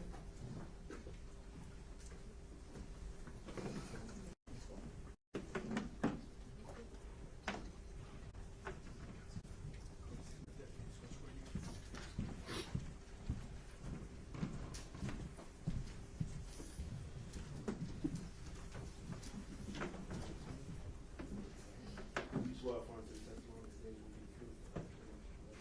I do. Please state spell your name for the court. My name is Vaughn Dubose, V-O-N-D-U-B-O-S-E. And, Mr. Dubose, will you please tell, for purposes of the record, would you state what your profession is? I'm an attorney. And do you in fact practice in this jurisdiction as well as others? Yes, Do you have a client that is a witness in this case? I do. Can you please state for purposes of the record what your client's name is? Ruby Freeman. I am going to hand you what is been marked as State's Exhibit number 22. Can you tell me what State's Exhibit number 22 represents? Yes, I can. Can you tell us, please? Yes, it's a threat level report that we have a third-party vendor who will monitor online activity regarding potential threats for Ms. Freeman and her daughter and their family. Why do you have a threat monitoring report that relates to Ms. Freeman and her daughter? And what is her daughter's name for purposes of the record? Her daughter is Shay Moss. You also represent Ms. Moss? I do. Is Ms. Moss a witness in this matter? Yes, to my understanding. And in fact, have you accompanied them to proceedings in this matter? I have. Why did you hire this company to do threat assessment on your two clients? Is that something you do for every client you have? No. Why did you find it necessary to do for this particular client? Well, just the level of threats since all of this began for Ruby and Shay have been quite high. She's been listed on death lists. She's been told that she needs to leave her house by the FBI. So we just need to keep an eye on what's out there, whether there are any spikes or flashes in the threat level. So this company has been retained to do that. And in fact, the threat levels at one point prior to this matter were so high she had to relocate from her home. Absolutely. And that was on the recommendation of the FBI. Yes, it was. Prior to the state contacting you, were you made aware of some comments by a defendant in this case on social media? Yes, I was. What defendant were you aware of making comments as it related to your client, Ms. Freeman, prior to the state ever contacting you? Mr. Harrison Floyd. How is it that you became aware that Mr. Floyd, the defendant in this matter, was making comments about your client? Well, a couple of my co-counsel informed me that there were some comments being made and that we needed to huddle together and have a session to assess what was going on and to determine whether there were any measures that needed to be taken by us or by Ms. Freeman and Ms. Moss. To keep them safe. To keep them safe, absolutely. And in fact, as a result of these comments made by Mr. Floyd in relationship to this matter, did you call what you referred to me as a spike? Yes. Can you educate the court as you educated me as to what a spike is and why that may cause you some concern as well as the other team that represents her? Sure. So a spike is simply a time at which online activity regarding Ms. Freeman, and her name is mentioned, at a particular time, and you can tie spikes in this report to actual posts and things of that nature. So I believe this is the report that tied a particular spike in that online activity to the tweets from Mr. Floyd. And traditionally, as these things go in this case and with Ms. Freeman, this is the beginning of potential threats. So that got our attention. We were very concerned about that, and we wanted to make sure we addressed it appropriately. And so I don't want you to get into security precautions you took, but were in fact some precautions taken as a result of this? Yes. One moment. No further questions. Your Honor, at this time, I'd ask that State's Exhibit 22 be admitted into evidence. Subject to cross. Yeah. State's Exhibit 22, you need to clarify some things before its entry? All right, well, let's start with that. Okay.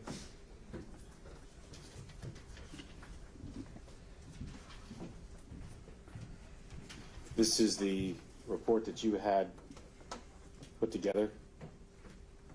The report is generated periodically. Who is Protect Democracy? Protect Democracy is a not-for-profit. And so they're the ones that are generating this report? No, Why are they on here? Are you Jensen Hughes? Is that your firm? no. Why is Protect Democracy here for the date of November 15th, 2023? Protect Democracy is counsel to Ms. Freeman and Ms. Moss. Are there also an attorney? Yes. Okay, I'm sorry, I didn't know. Just asking. Yes. So this report, all these pages, this isn't all just Harrison Floyd, is it? Not to my knowledge. Right. It's other people like the Gateway Pundit, correct? I think they mentioned, yeah. All these posts, all these videos, they're in the public domain, are they not? What post? These videos of Ms. Freeman at the Cobb County station. I don't know if all of them are or not. I can't. So you have no idea whether these things are in the public domain already? When you say these things, what are you referring to? Oh, I'm sorry. Ms. Ruby Freeman's videos of her in the Cobb County police station being on body cam that night of January the 4th or 5th, 2021. Okay. And I'm having trouble kind of understanding which particular videos you're talking about. It's hard. All the I don't Cobb have County, them in front of me, but all the Cobb County police videos. I don't know that for sure. I don't know if they're all in the public domain. You're her attorney, right? Yes. Charged with protecting her? Sorry? Charged with protecting her? I'm charged with representing her as counsel. So you're representing her as counsel and you haven't researched what's out in the public domain about her? That's not accurate. Well, you don't know whether any of the Cobb County videos are in the public domain, right? Objection. That's not All right, accurate. and also, Mr. Kaczmarov, I think the focus here was supposed to be the admissibility of State's Exhibit 22. That's the Yeah, I'm pending sorry, question. Judge. So this also includes other people apart from Harrison Floyd, does it not? Like the Gateway Pundit. The state will stipulate that he is correct, that it is. All right, and again, I think you're getting into argument concerning the document, not necessarily its authenticity. I'm not going to authenticity, but actually to relevance, because they're putting this in for stats in a spike, but they've included not just Harrison Floyd, but influencers on social media that have millions of followers. And I think that goes to its weight, not its admissibility. So I'll admit 22 over objection, and you can go from there. Okay?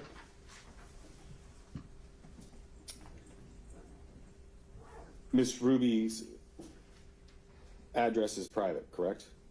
Yes. Phone number is private, correct? When you say private, do you mean? It's not out in public. Well, her address has been out in public, her previous address. And have you spoken to her in the past few days Yes. about this issue? Yes. And did she call the police about this issue? No.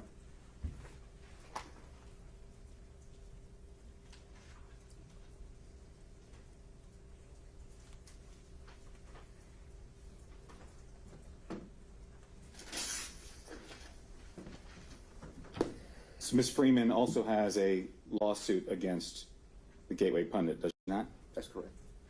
And so this report was generated for that lawsuit? No.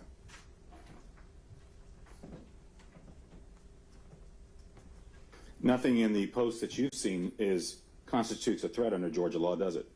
Which post are you talking about? Post that the state showed you about Ms. Freeman today. You're going to have to show me what law you're talking about. I'm not quite sure what you mean when you say a threat under Georgia law. You're an attorney, right? A civil attorney. Civil attorney, but you know what it means to say threats, don't you? I'm very particular about Georgia law. So you don't know what a threat is? Objection asked and answered. Overruled, I don't think we've gotten an answer yet. So what's the question? You know what a threat is? I do. There's nothing in his posts that are threatening, is there? No, I disagree. There's nothing in those posts that are intimidating to a reasonable person, are they? I disagree. I'm not talking about the follow-up posts. I'm talking about Mr. Harrison Floyd's posts. I am too.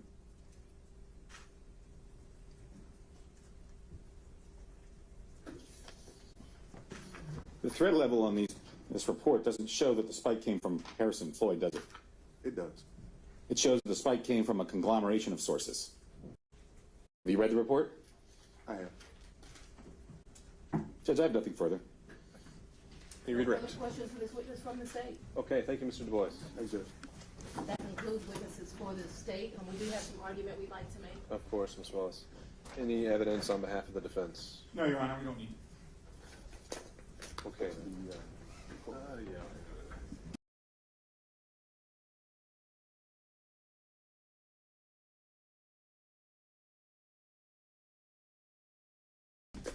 5-minute break would be nice for. Let's do that. Hey, may I have access to the ladies' room that's there, please?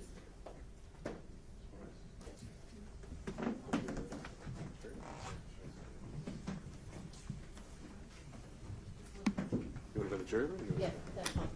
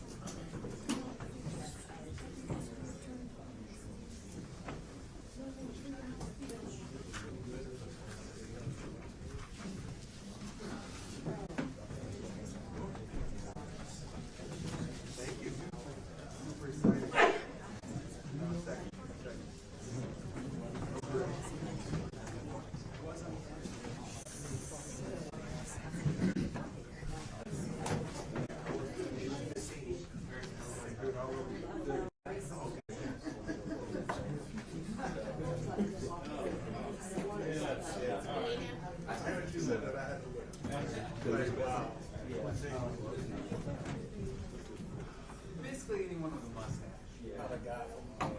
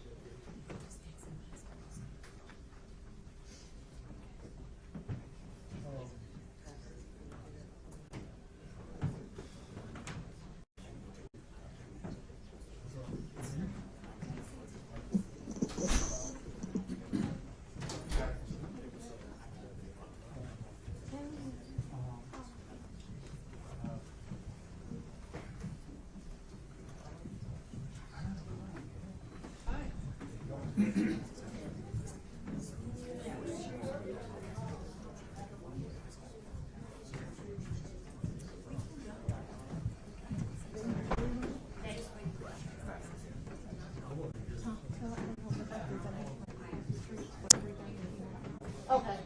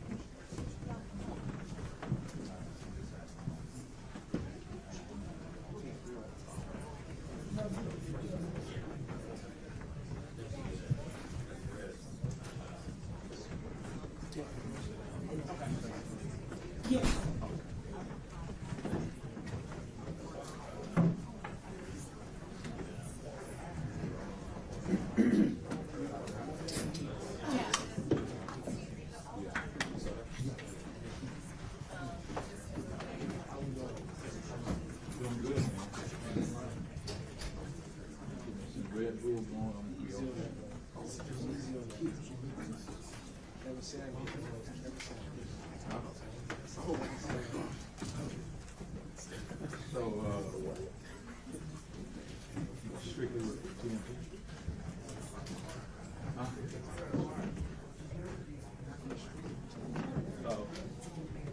Last time I think I worked with you all was when Bobby Brown's daughter at the hospital.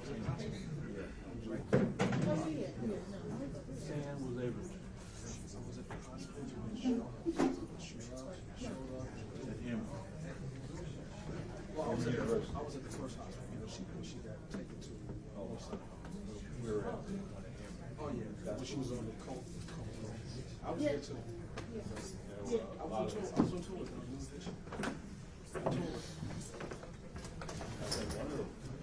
One of the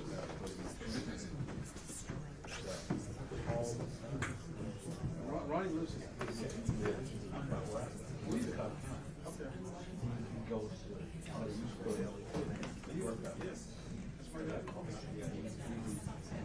He always got a big D in that. Nice guy.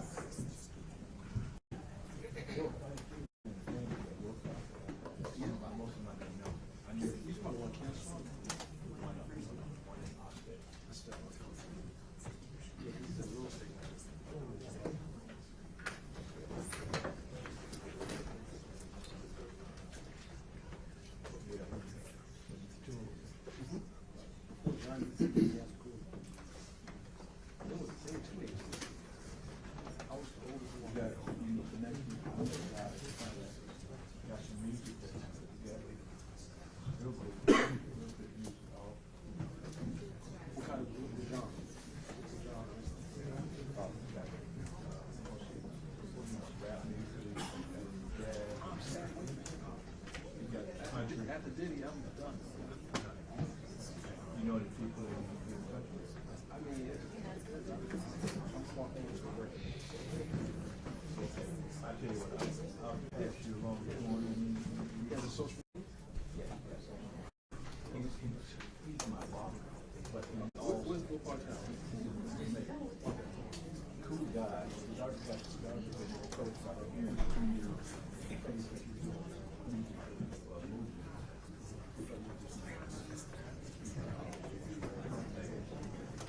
Leave me your card, I'll give it to you. Usually I'm so old school, we have some fun. I guess that's very soon now. Okay. Well, whatever you want me to give to him. Yeah. This is social media. You can pull social media out, take a picture.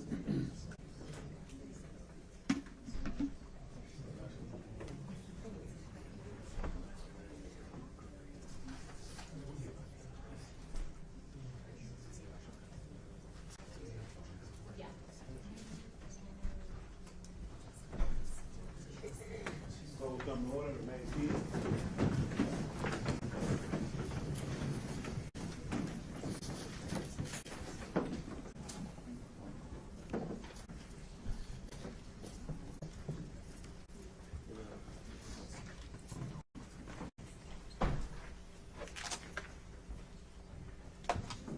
Still on?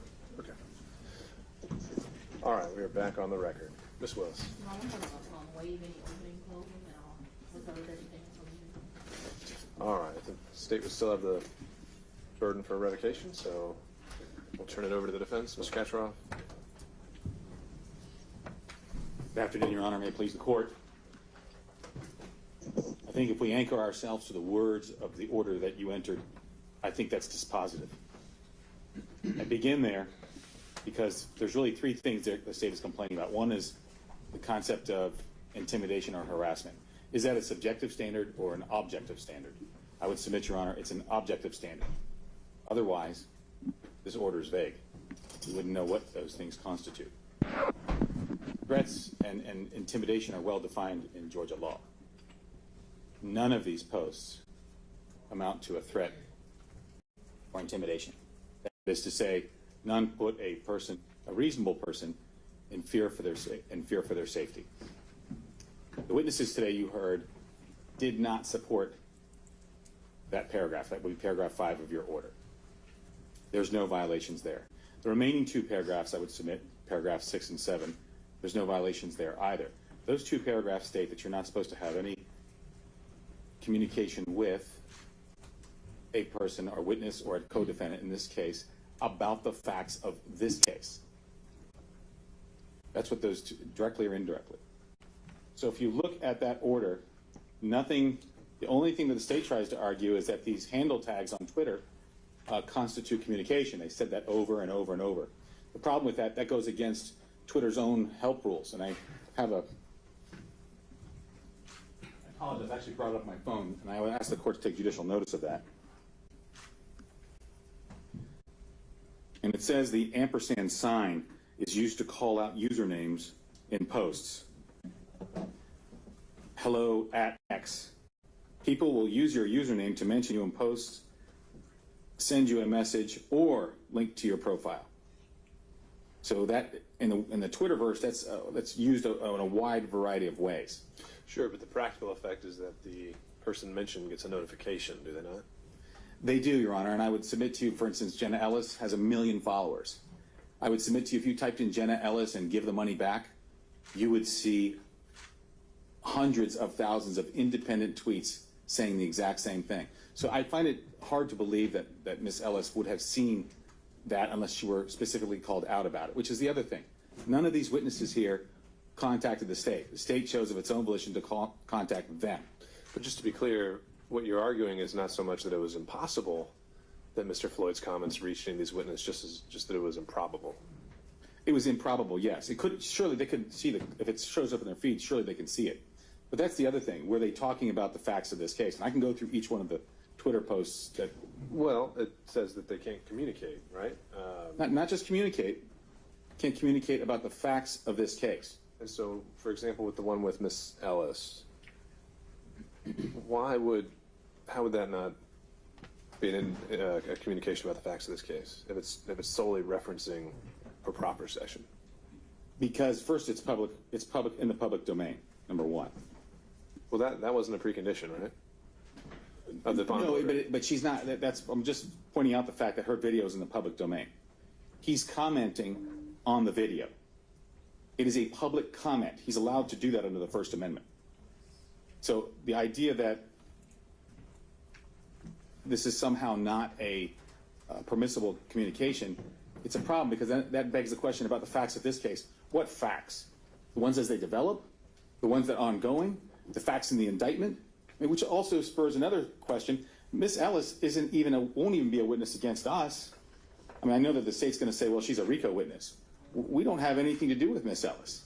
Not only that, we don't even have a witness list. All we know, we have unindicted co-conspirators. We have to guess who the witnesses might be. Now, the state has said that they have sent us discovery, but that discovery is like a football field, sized haystack about 10 feet high, and we're looking for 5 needles in it. I have to go through 30 or 40 folders and click down only to find out that the file that I'm looking at is a GIF image. So the idea that, well, we've turned it over. I don't know if they've turned it over. I had to search. I had to ask the other day for one of the witnesses' grand jury testimony that they said they had just received. So I don't know what the state has or what they don't have. I don't know who their witnesses are. That's of no concern to me. Sure, but I think you have a pretty good indication of who they're going to be, at least some of them. I didn't know Gabriel Sterling was a witness. Had no idea, Judge. Zero.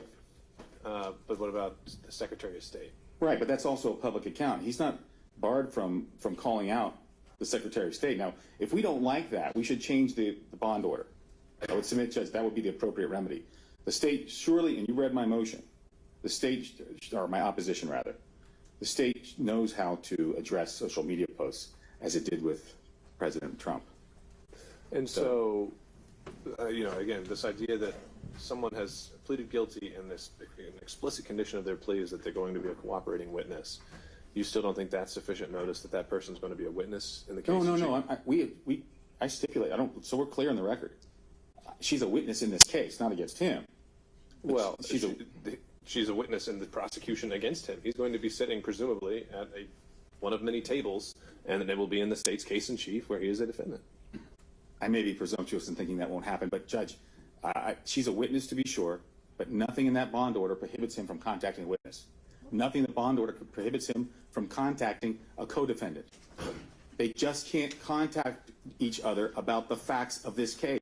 They can call him and say, hey, you want to come over for dinner tonight? As long as we don't talk about the facts of the case, they can do that. That's why I pinpoint those words. Communicate with. That's the other part of this. It's not simply to shout out into the Twitterverse.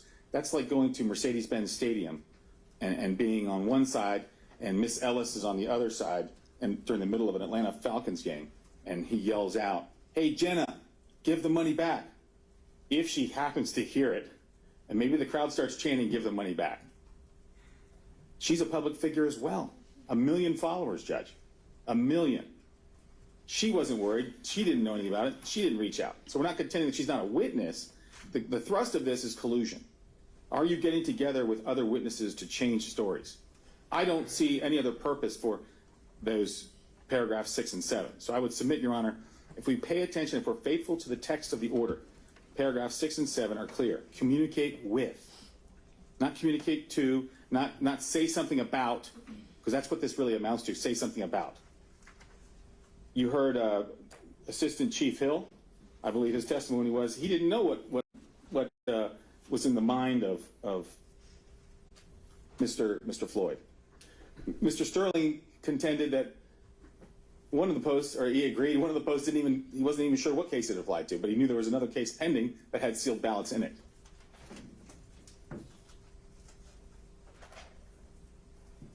So yes, when you're tagged, it shows up in your feed, but like I said, Judge, you're not required to, it's not a requirement in Twitter.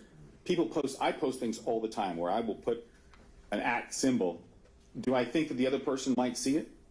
It's possible.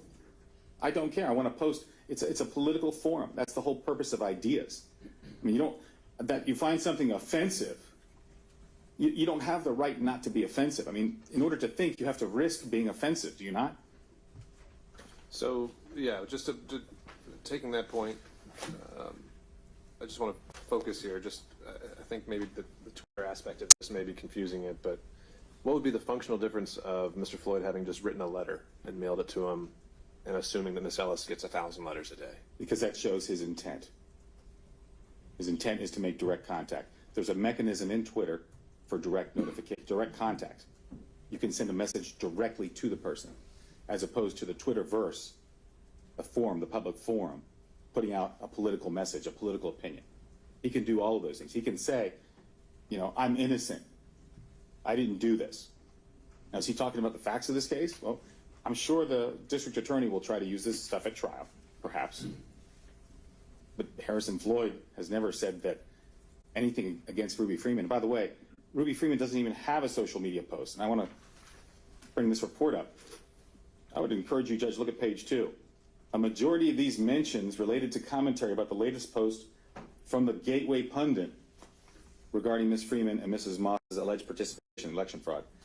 Her attorney said this report was about his posts, but I don't see how you can compare the two. Gateway Pundit has a slew of followers. His Twitter account is 25,000 people, not 2 million, not 3 million, not the million that Jenna Ellis has, not the 75,000 that Mr. Sterling has, or the 114,000 that Ms. Willis has on one of her accounts, and however many others she has on her other account. A lot of this has to do with being in the public domain as well. Nothing in any of the posts that he wrote about Ms. Freeman show any threats of intimidation. They are merely statements that he is claiming, I'm innocent, I haven't done anything wrong. Which is why I said in my motion, or my opposition rather, that this court should be faithful to the text of the bond order. If we have an issue with it, Judge, we're very amenable. You heard my co-counsel say earlier, all they had to do is call us. Mr. Floyd has come back to Georgia voluntarily. The first time when he turned himself in, he was put in jail, wasn't able to get a bond hearing until Your Honor got involved. And you got back and were able to get him a bond. He appreciates that immensely. He came back today just because I told him to. He's a law-abiding citizen. Yes, there are some other things pending, but that has nothing to do with this hearing. Zero. If the court tells him, look, I want you to tone it down, I don't want you to mention Ruby Freeman, he'll do what you tell him to do. It's not at that point. It's not about a First Amendment argument. We'll let that go, Judge. If his rights to speech are in jeopardy versus his freedoms and liberty, his personal restraint, Judge, he's going to opt for his personal liberty. So I would submit, Your Honor, that this whole tactic is somewhat of a retaliation. If you look at when the motion was generated, I believe the motion was generated on the November 15th, just after this court's hearing, because we received it 2 hours after the court's hearing on the protective order. Ms. Willis was in D.C. She personally signed the motion, or they put her signature on it. She was attending an event with a women's summit and also a fundraiser. But the reason why I say it was cobbled together hastily was because Jenna Ellis's post is on the 13th, and she says she saw it a couple of days later. Well, I would submit, Your Honor, that she was raised, the awareness of that was raised to her by the state. I just don't see a million followers how that could happen. And so with that, Judge, I would just check one thing here.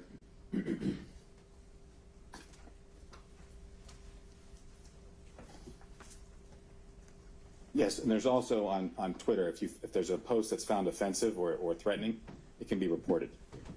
And people should do that. If they want to generate reports, they can, but it would be just as effective to call out posts and say these are inappropriate posts. So with that, Judge, I conclude. Mr. State, we heard. Your Honor, it's always like when me and the defense can agree. We agree on something. We just ask you to strictly rely on the order that you signed. And as Your Honor knows, I only have to prove he violated this order one way, and that would be enough to revoke his bond.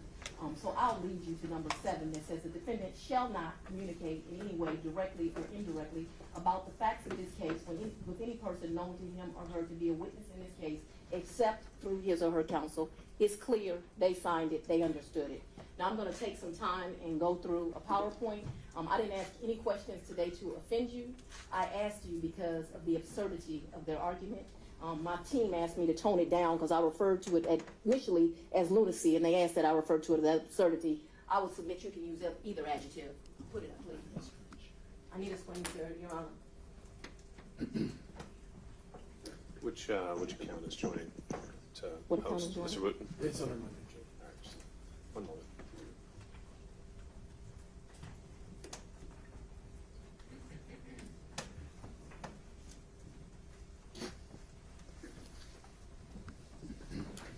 Your Honor, I apologize for interrupting. Is Ms. Willis limited to the scope of my argument, or is she going to... We'll see if there's a point that needs to, we can go back and forth and back and forth. We don't need to have strict guardrails for argument.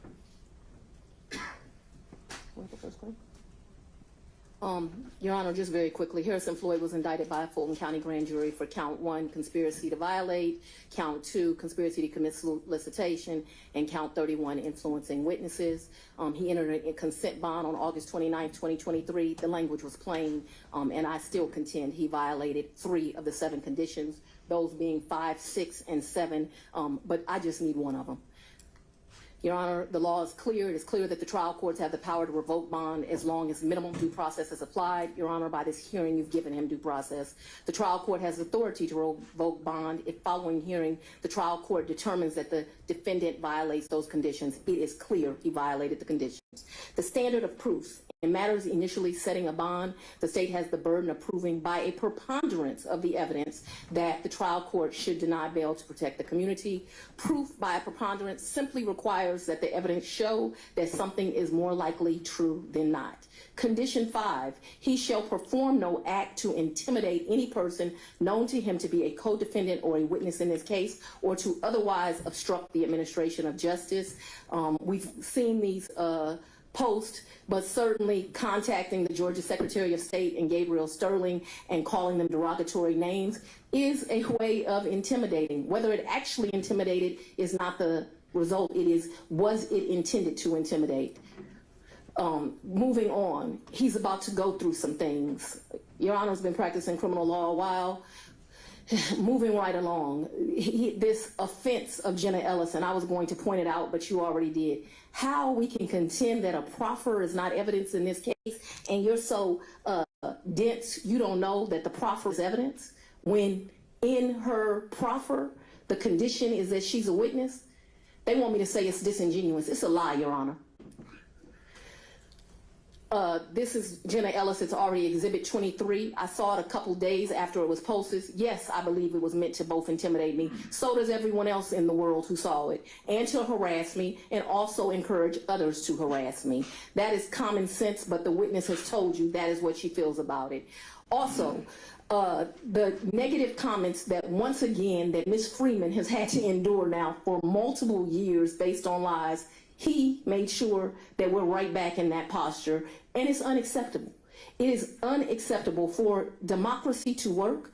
We need little old ladies to come and volunteer to be poll workers, and what this lady has received is a pattern of being lied on and intimidation, and he started it again. And I think we can both agree, being called outside of your name, older lady, I don't want to offend Ms. Freeman again, by this, it's disgusting, and it is as a result of his posting images, which are also evidence in this case. No one can deny, if you read the indictment, which they have been provided, that this is evidence in this case, which is why she's mentioned 40 times in the indictment, but they want you to believe they don't know she's a witness. It's ridiculous. I'm sorry. Setting those, I agree with you there. With all the posts about Ms. Freeman, those are ones where she is not tagged. And so I know that we have State's Exhibit 22 showing that there is a reaction just to simply mentioning her. You know, would you agree with the defense that Mr. Floyd there's nothing prohibiting him from publicly criticizing the state's case generally? What I would agree is that when he signed a consent order, and the First Amendment can be limited for parties in a lawsuit, and Your Honor limited it. And the case law is very clear that there is a public good of keeping the community safe that you are required to do, which is why you made those limitations, and that his First Amendment rights to say whatever he likes, if they interfere with the trial of a case, can be limited. And I'm going to take your no question that it can be limited. What I'm wondering is, though, were they limited here to the extent that he couldn't talk about the case at all? They were limited in the fact that he could not talk about the facts of the case, referring you again back to paragraph 57. It's not ambiguous, it's clear. It's the black letter. Cannot talk about the facts of the case. This video of Ruby Freeman are the facts of the case, and it's in the indictment. Let me read you some of the law that we have, and this comes straight, Your Honor, from a Supreme Court of the United States case, Seattle Times Company versus Reinhardt, February 21st, 1982. So this is not new law. In the footnote, parenthetical 12 of 1718, although litigants do not surrender their First Amendment rights at the courthouse door, those rights may be subordinated to other interests that arise in this setting. For instance, on several occasions, this court has approved restrictions on the communication of trial participants, which he's a named defendant, he clearly is, where necessary to ensure a fair trial for a criminal defendant, which this could have impugned not only his rights, but his 14 co-defendants still remain with him. Also, Your Honor, it says in that case, in the conduct of a case, a court often finds it necessary to restrict the free expression of participants, including counsel, witnesses, and jurors. Your Honor, you restricted it when you signed this order. Not only, what makes this so disgusting is he consented to this order. So this wasn't even put upon him. He agreed to this order. They want to tell you about 5 days. Those were 5 days he chose. They know that we tried to work with counsel, but that's irrelevant. He was given the benefit of the doubt. He was treated like every other defendant, although he had an open case. He was given an opportunity to cooperate with the rules of this case, and what he really did was spit on the court and refuse to oblige by 3 of the 7 conditions of this bond order. So no, he does not have the right to communicate about facts of this case with witnesses, which he did with Jenna Ellis, which he did with Sterling, which he's very well aware of and was served. And it is not the state's fault if the defense is unprepared, which was their argument. We're unprepared, we don't know what's in the discovery. Not my problem. How is he communicating with Ms. Freeman in this post? When you put something on a social media page that's reviewed by 400,000 and you put it in an open space, you have the ability to indirectly communicate with Ms. Freeman when you put it in the public space. Perhaps they could have some sincerity in that if he had a closed page that was not watched by many. Do you understand what I mean by a private or a closed page? That is not the status of his post, which is why close to 500,000 people saw it. Again, response, mentioning Jenna Ellis. Again, I guess they want you to believe they don't know Jenna Ellis is a witness in this case. On and on, Your Honor, and you have it, and again, I don't want to waste your time. And the response is just what you could expect. Ms. Ruby needs a bodyguard or she's going to get Epstein. This is a direct result of his conduct, which is why you, as the trial court, have a duty, and in fact did your duty, to keep witnesses in this matter safe. Moving right along, if she'll live to see this day, there's no denial that as a result of his conduct, a witness was put in greater harm and greater hate was again spewed against someone that's had to go through this for 3 years. Condition 6, he shall not communicate in any way directly or indirectly about the facts of this case with any person known to him to be a co-defendant in this case. I guess they want you to believe they didn't know Jenna Ellis was a co-defendant. You can look at the post. It's part of the record in here. Jenna Ellis again saying she saw it, which means there was an indirect communication with him. Your Honor, I just need to prove he violated the order once. He knew what he was doing. They signed this order. They agreed to it. There was a good reason to have an order with these conditions. And what we're really here to decide today is, does this order mean something or not? He doesn't get a, oh, I'm sorry, after I've already intimidated the witnesses in this case. It's too late. You should not have done this. You knew it was against the rules. You put someone in danger as a result of doing it, and now you need to be held accountable for it so that we can make sure that all of the defendants in this case get a fair trial and that witnesses are kept safe.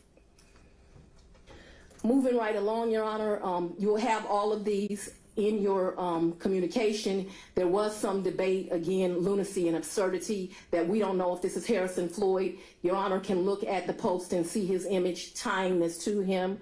Jenna Ellis, again, in these posts. Authority of the court. Bonds in both felony and misdemeanor cases may contain conditions so long as the conditions are reasonable under the facts and circumstances of the case. I would suggest the conditions you gave him were reasonable, which is why they signed up to them and agreed to them. And Your Honor, it is not, we limit Fourth Amendment rights all the time in giving bond orders, giving someone the right to search. Same thing with First Amendment rights. Authority of the court. One of the court's functions is to balance the defendant's rights with the interests of the public. The public is Ms. Freeman, who served, keeping her safe. The public is also Ms. Jenna Ellis. The public is witnesses and jurors who will come and testify. Here, the bond conditions are not arbitrary and capricious because the conditions are a reasonable response to the trial court's functioning of balancing the defendant's rights with the public's safety interests while avoiding the intimidation of prosecution witnesses, which was the exact purpose here. But Your Honor doesn't have to find it was intimidating. You can say, you know what, calling witnesses pieces of shit, it don't even matter. I don't find that to be intimidating. Do you find they communicated? Do you find that they communicated with co-defendants? Do you find they communicated with witnesses? If you find that, then you find that he violated the bond order, and you have to decide, do we have an interest as a society in keeping witnesses in this case safe? Do we have an interest in this case of keeping the other defendants from having a fair trial? Authority of the court. Although litigants do not surrender their First Amendment rights at the courthouse door, those rights may be subordinated to other interests that arise in this setting. For instance, on several occasions, this court has approved restriction on the communications of trial participants, which he is, where necessary to ensure a fair trial for a criminal defendant. There are other criminal defendants in this case. In the conduct of a case, the court often finds it necessary to restrict the free expression of participants, including counsel, witnesses, and jurors. Again, the cite for that is Seattle Times versus Reinhart, 467 U.S. 20, 1984. Defendant Floyd violated his bond, and it should be revoked. OCGA Ayala sets out 4 factors a court must consider when setting a bond, including he violated 3 of the 4. His rhetoric poses a significant threat or danger to witnesses in his case and the community. He poses a significant risk of committing a felony committing trial. He poses a significant risk of intimidating witnesses and otherwise obstructing the administration of judges. The absurdity of the defendant's argument. Defendant falsely claims that he does not know who the witnesses are. Your Honor, that's just a lie. It's just a lie. There's no other thing to call it. You're not aware Jenna Ellis is a witness? So I know that it annoyed you to ask that question. But I wanted you to see in their own motion, they know she's a witness. And they should not have told you that. Defendant Floyd in his own motion refers to Jenna Ellis as a witness. Defense motion, page 8, line 9. Defendant Floyd in his own motion refers to Ruby Freeman as a witness. More absurdity. In indictment number 231888947, Ms. Freeman is mentioned 40 times, but putting the defendant on notice, she is a witness. In indictment number 23SC18947, Secretary of State Raffensperger, who he tags, is mentioned 4 times. I think that puts them on notice that he's a witness. The defendant has the witness transcripts of the Secretary of State, Mr. Gabriel Sterling, and Ms. Freeman. They are aware with these witness statements that they are witnesses. Defendant states in his motion affirmatively that Mr. Floyd's post did not stir the pot against Ms. Freeman. Really? You saw the post. It absolutely stirred the pot. And so for them to put that in their post when they saw, as he called them, the ugly, racist, violent comments, that is a direct result of his conduct. However, a cursory review of the response to Mr. Post show that this to be another lie. Ms. Ruby needs a bodyguard or she's going to get Epstein. Ruby is, if she lives till a trial. I'd love to see her daughter in the slammer, 2 corrupt losers, up into it. Bury this under the jail. Ruby should be in prison. She's a racist. Because he's the one that's scared she's afraid of white folks. Racist pig. It's no question that that is not true. Dirty damn rats. All of it is untrue, so they should not have stated it in their motion. Defendant wants this court to believe when you tag someone in a post, it does not notify them. The entire purpose of tagging someone is so it hits their feed and they see the post. Take judicial notice of that, Your Honor. You don't even have to, though. You have witnesses testify to it. They make this silly argument because it is clear that it's communication in violation of the bond order. They know it's communication. I'd submit to you it's direct communication. But it doesn't matter. If it was direct or indirect, he violated his bond order.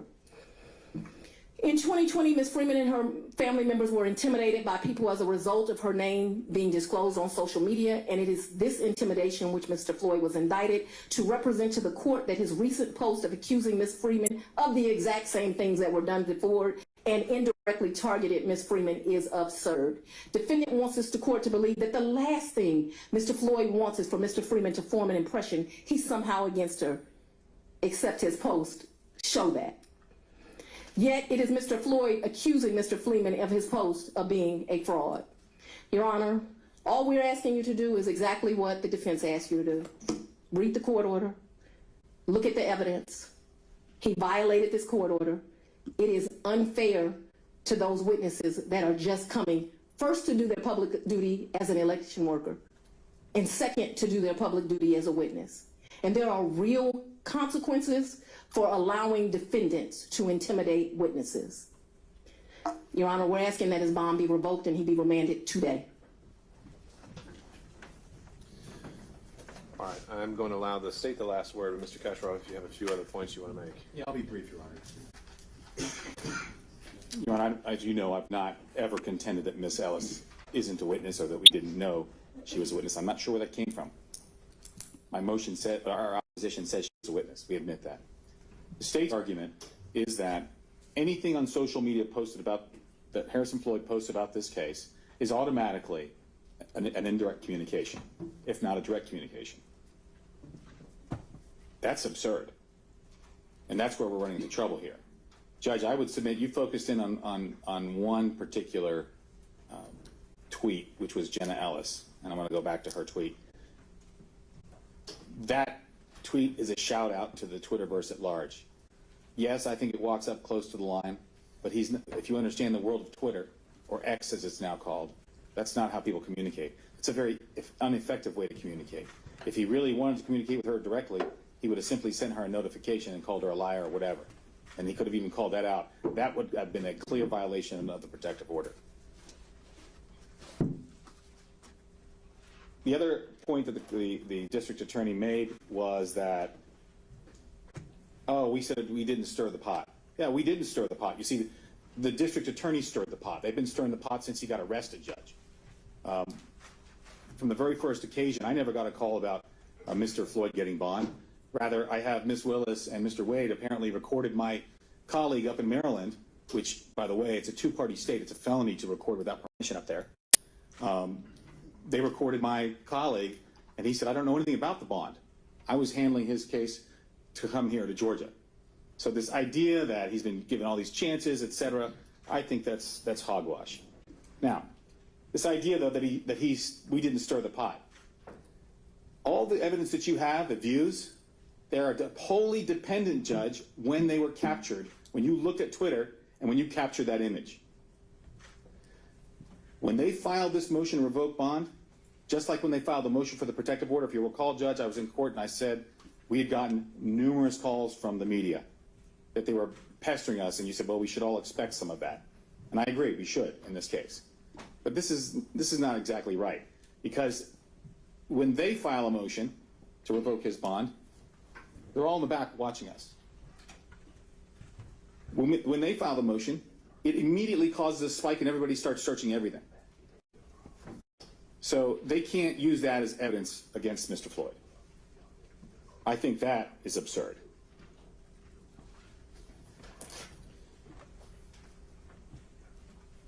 The other thing I would leave you with, Judge, I really believe that the words of this court order are pretty clear.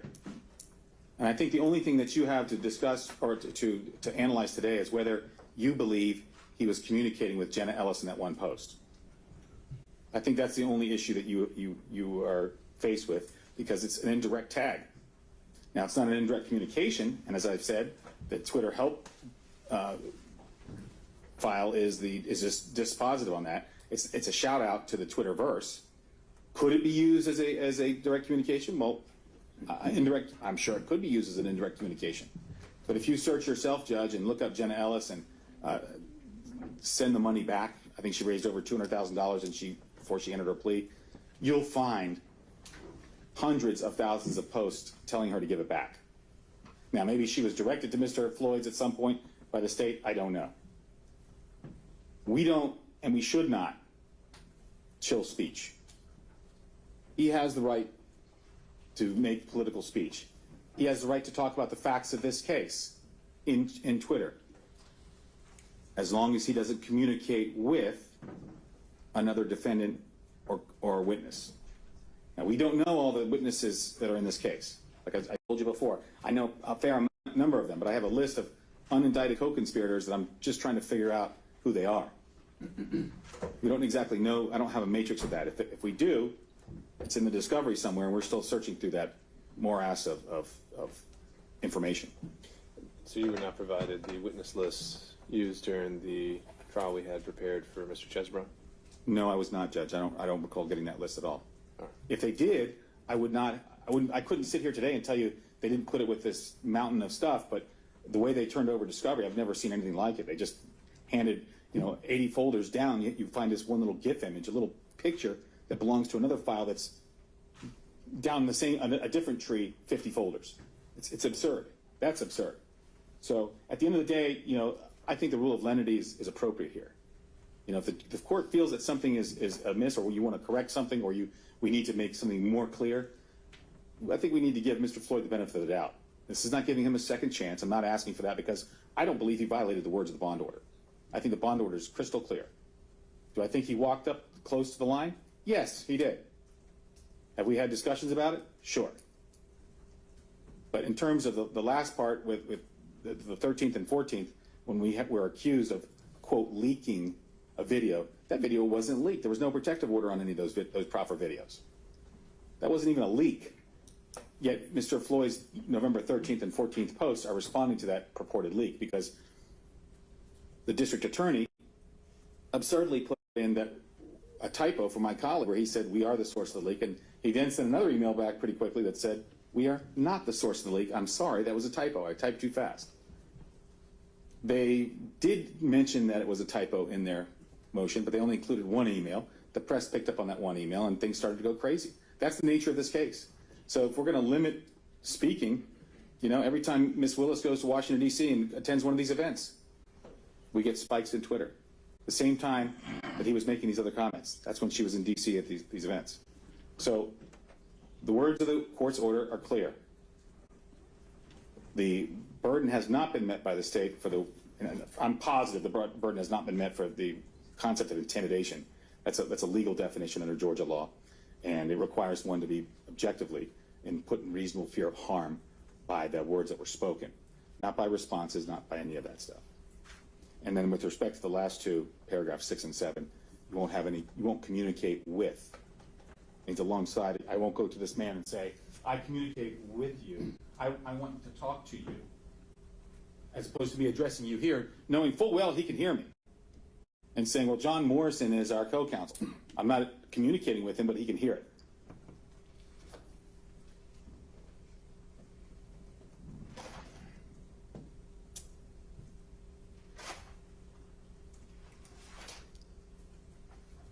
So the idea that he didn't communicate with about the facts of this case, as I want to express to Your Honor one more time, it's not that he can't talk to a witness or a co-defendant. What Ms. Willis said about that is absolutely incorrect. That's not even what the court order says.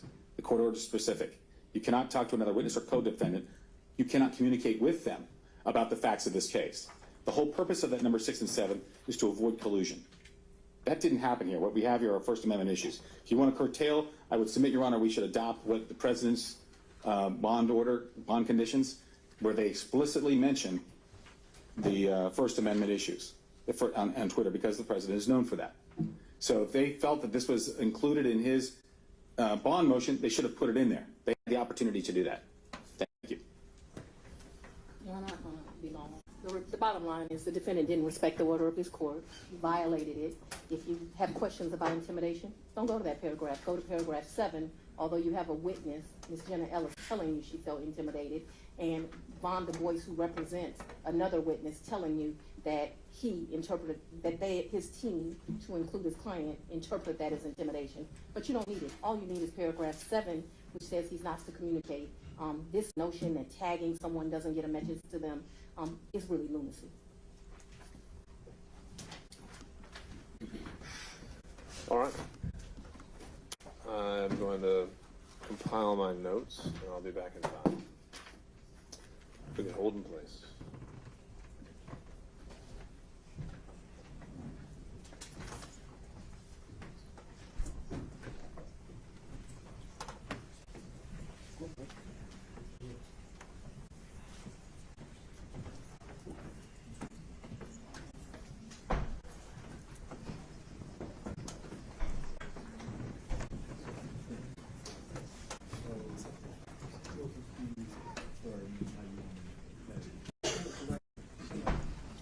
Direct message, not an ad. Direct.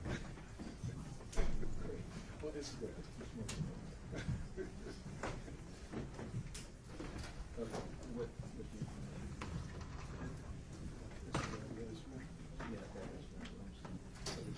We'll just type on it. Trying to be easier. Is this a black person? No. Oh, it just feels like a black person.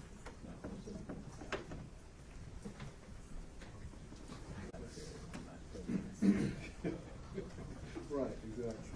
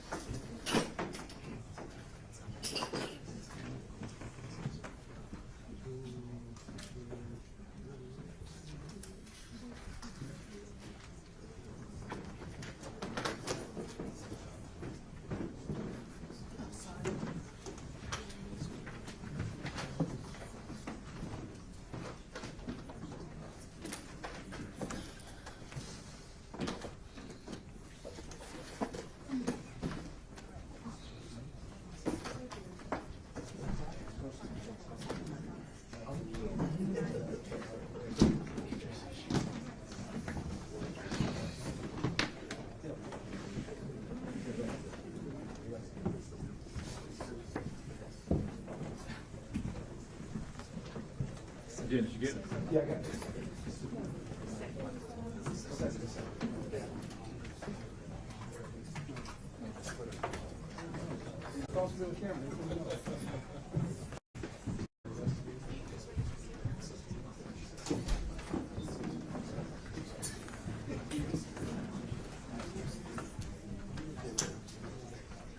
Yes, he did say 5 minutes.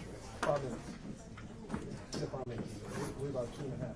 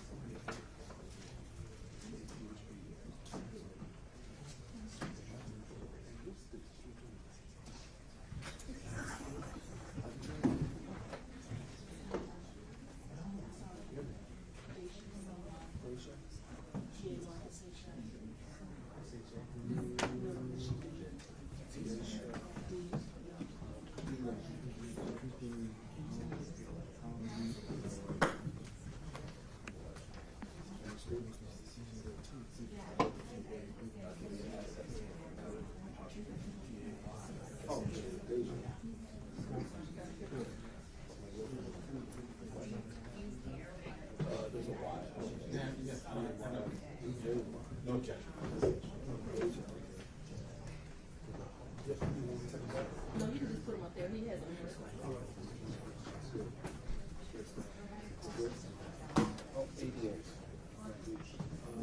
Now I have different titles, but I don't know. Titles of what?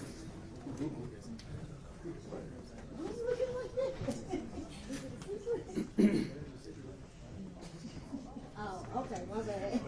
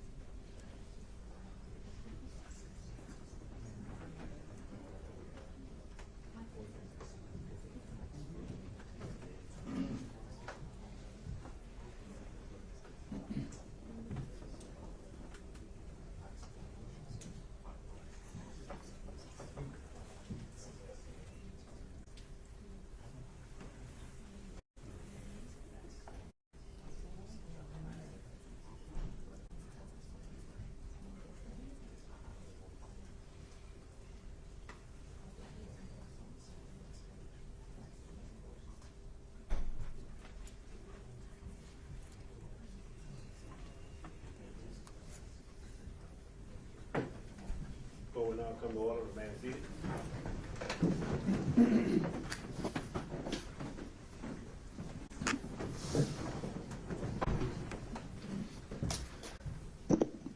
All right, thank you all for your patience.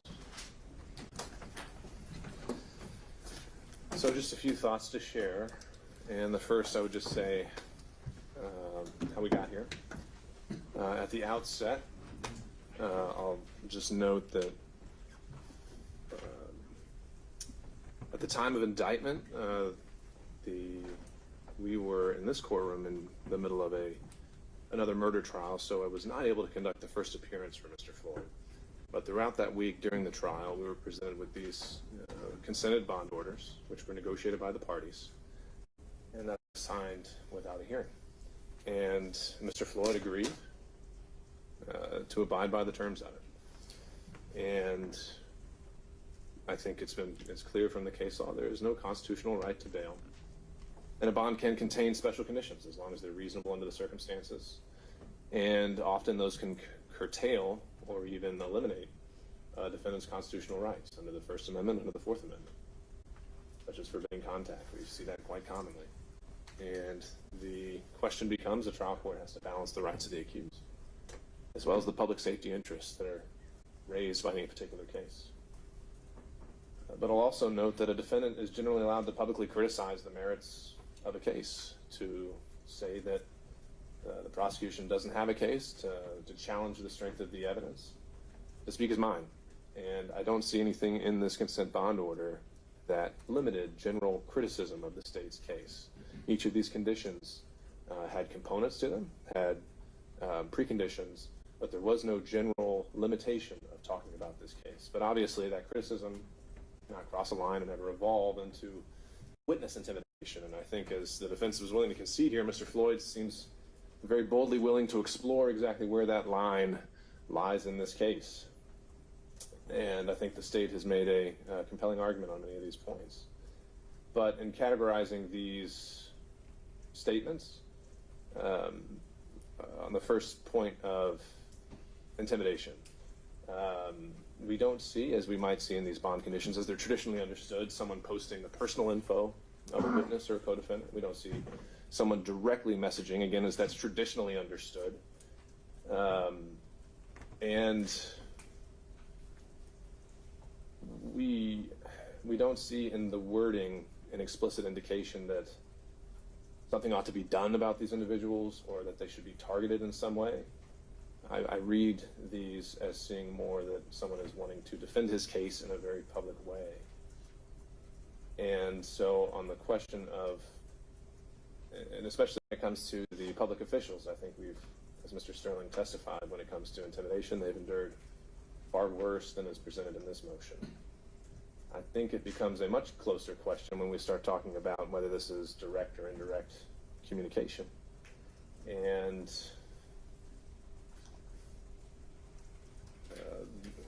we're getting into also kind of a question of at what point is someone responsible for the response of others? And I don't know if those are necessarily settled questions under the traditional bond limitations that we used and the phrasing that we used in this case. And ultimately, I think that, first of all, the defense argument that there's no knowledge that these were potential witnesses, that's not one that an argument that I'm buying. I think that we can't hide behind a veil of ignorance when certain witnesses have testified before the special grand jury or are very much known to be involved in the facts of this case, or just recently pleaded guilty and were known to have a public cooperation provision. I also think that when we're talking about the facts of this case, that is a broadly understood term, and if someone is just denigrating another person who's known to be a witness and talking in reference to their proffer, that's also satisfying that precondition. But when it comes to the question of indirect communication, again, I think it comes down to, while there may, I do think that in several instances here, there has been a technical violation of Mr. Floyd's bond, and that communications he made wound up before the eyes and ears of potential witnesses and co-defendants. But not every violation compels revocation. And so I am stuck on the question of notice, and that the bond conditions as written, in my mind, were not specific enough to account for the nuances of social media. So I think the ultimate result of today's hearing is that it's very clear to me that this bond needs to be modified. And I think it needs to specifically prohibit any public comment concerning Ms. Freeman, concerning her daughter, and concerning other witnesses that need to be included, because even if he's not directly or indirectly communicating with him, however we define that term, I think the public safety interests raised as a result of today's hearing indicate that his actions have a consequence. And because he's under the conditions of this bond order, the court has the ability to curtail and protect that interest. So ultimately what I would be asking for is for a recommendation from the state, but I would also allow the defense to respond exactly how they would propose adding or modifying these bond conditions. And I will then take those under advisement and enter a modification on the record. And nothing from today's hearing should be seen as curtailing the state's ability to refile such a bond revocation motion immediately upon an additional violation. And I think that it also is very much dependent on the specific facts of the tweets and communications at issue here. And it can't be so broadly defined to cover all other co-defendants. So on the issue of modification, I think that's something that we can revisit and let time to consider, unless there's something the parties would like to address now and want the court to be able to consider specifically what they would like to see as a modification. Or that's something we can follow up, but the court is available and ready to enter that as soon as it's conveyed. Anything, Ms. Willis, that you would like to add? Obviously, we're very concerned about the safety of Ms. Ruby Freeman. She has clearly endured enough. And this conduct is not just chilling to her, it's chilling to other people who would want to serve in her capacity. So, you know, we respect the ruling of the court, but take exception. This defendant is very well aware of what happens when he tweets about Ms. Freeman. We do not believe it is appropriate for him to make derogatory comments about anyone. He can publicly criticize me all he wants. I don't value his opinion, it doesn't matter. But what he may not do is publicly do things that intimidate witnesses, and so that needs to be clear. He should not be able to tag him so that they are communicated with or put them in open space so that Ruby Freeman now may have to move again and get another advisement from the FBI. And so if you are, I would ask that before Your Honor leaves here today, that my team be allowed to sit down and that the defendant personally sign off on an agreement stating that and initial each clause so that he can be made more clear that he should not contact and intimidate witnesses in this case. I don't have any concerns with what you've raised. Mr. Morrison, Mr. Cattrall. Briefly, Judge, I'm not going to sit down and initial language that I haven't seen, number one, or had time to look at, cogitate, ruminate, pontificate over. I think the appropriate thing for us to do is what you suggested. We'll submit our orders, you take what you think is appropriate and reasonable, and enter it that way. Then I think she's stepping back today, and then when we can get it worked out, then he can be loose. Well, I think there's still time to the day. Why don't we see how far we get? I'm not going anywhere. And again, I don't think we're writing a treatise here, but I think there needs to be something more explicit and a little bit more definite. And it can be as all-encompassing as we need to be. And if we need to go back on the record about that, we can. So how about I will check back in with everybody closer to 5, and we'll see where we are. And if we need more time, we can take more time. Your Honor, does the court have a jury room where we could meet? We do have several rooms. I think the state could use the jury room if they'd like to, and we can find a side room here if we can unlock that for you. Deputy Scott, is that unlocked? All right.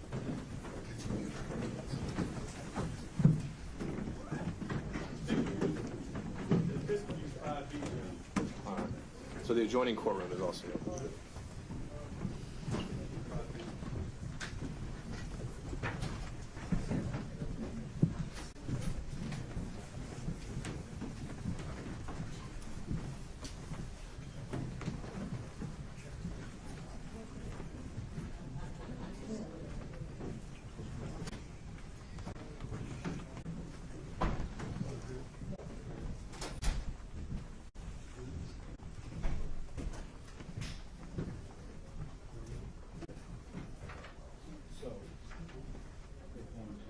we're gonna, I guess, go over some issues. So we gotta stay in the working. Yeah.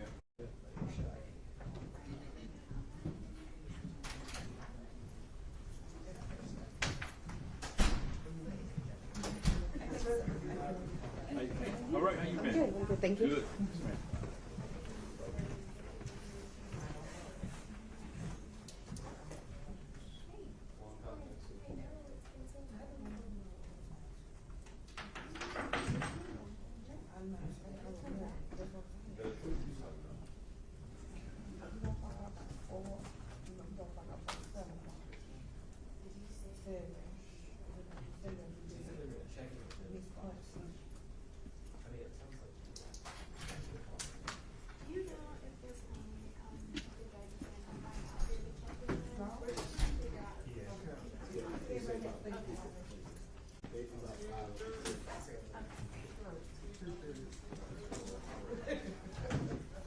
So you said you got your own company, record company?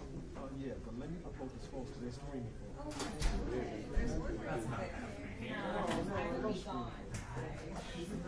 Try to get it on the 7 o'clock news. West Coast.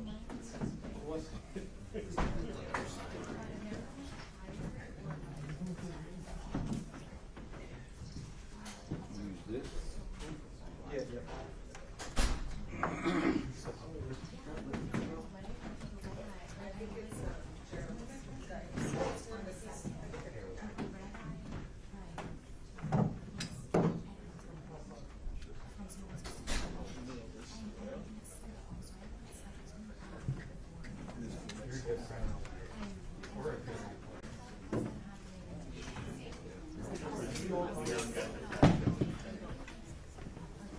Each side one.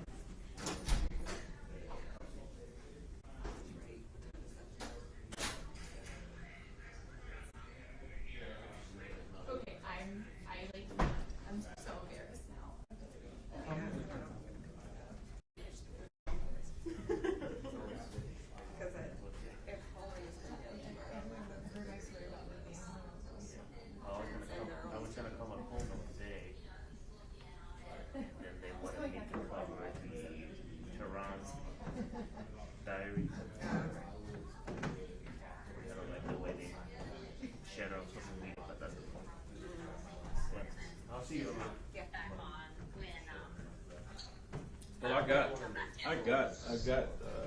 80% left, so I mean, if I need to change, I'm good. Okay, if not, just, you can, I mean, it's 4:30, so it'll be half How's an hour, but how's everything look? it's good, it looks good. Okay. And we were commenting on his green suit.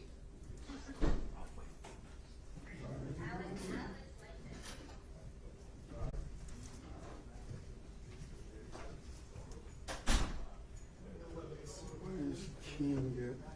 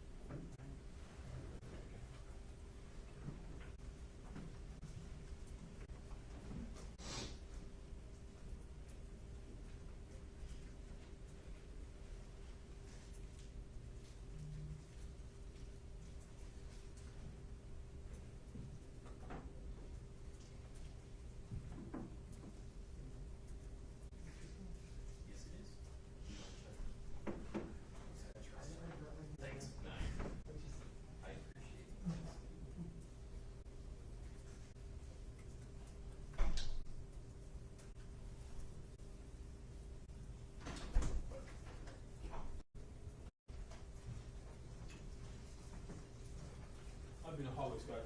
Okay, all right, okay. I'm gonna go now real quick.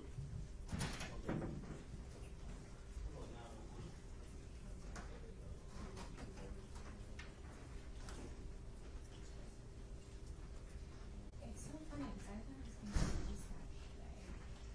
And then I was like, oh, it's going to be like 30 minutes. Hey, did you see him? Yeah.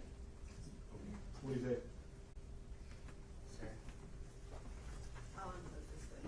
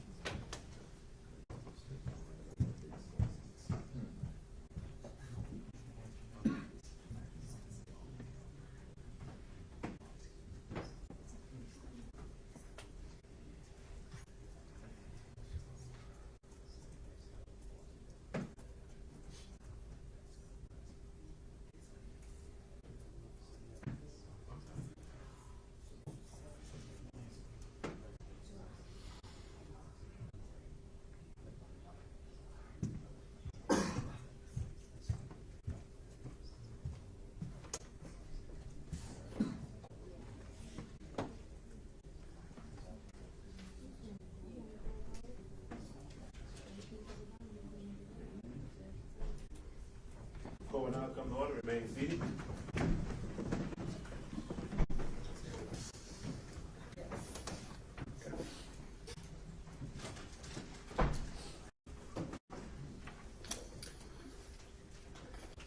All right, we remain on the record, and I've been provided with a proposed modified bond order for Mr. Floyd by the state. And was there anything for me to review from the defense? Yes, Your Honor, I didn't get a chance to see their order, but we had one, just a few bullet points that we thought would be. Okay. Can we get the next? Do we have an extra copy? Can we print off another? No, are we able to see those recommendations of the defense? Sure. No. Well, yeah, I haven't seen those. We could give. I think there's a good bit for the defense to consider and digest here, but I don't have a copy. Well, the state's looking at the defenses right now.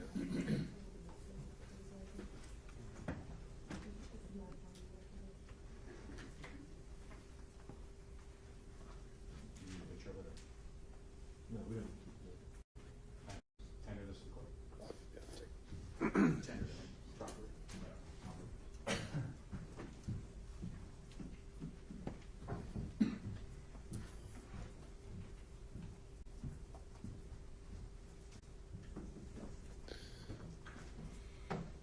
Did the defense get a copy of the state's proposal? Okay, that's going to take a minute to review. So while you're doing that, and we might still just need to wait until we can actually discuss this in depth for a few minutes here. But I'll just note for the record, the defense proposal here is handwritten that says no tags, no DMs, emails, texts, or calls. No Ruby or daughter, but can respond if Ruby says something about Harrison. State provides a comprehensive list of witnesses, but Harrison can respond if mentioned by a witness. No statements by the state that criticizes Harrison.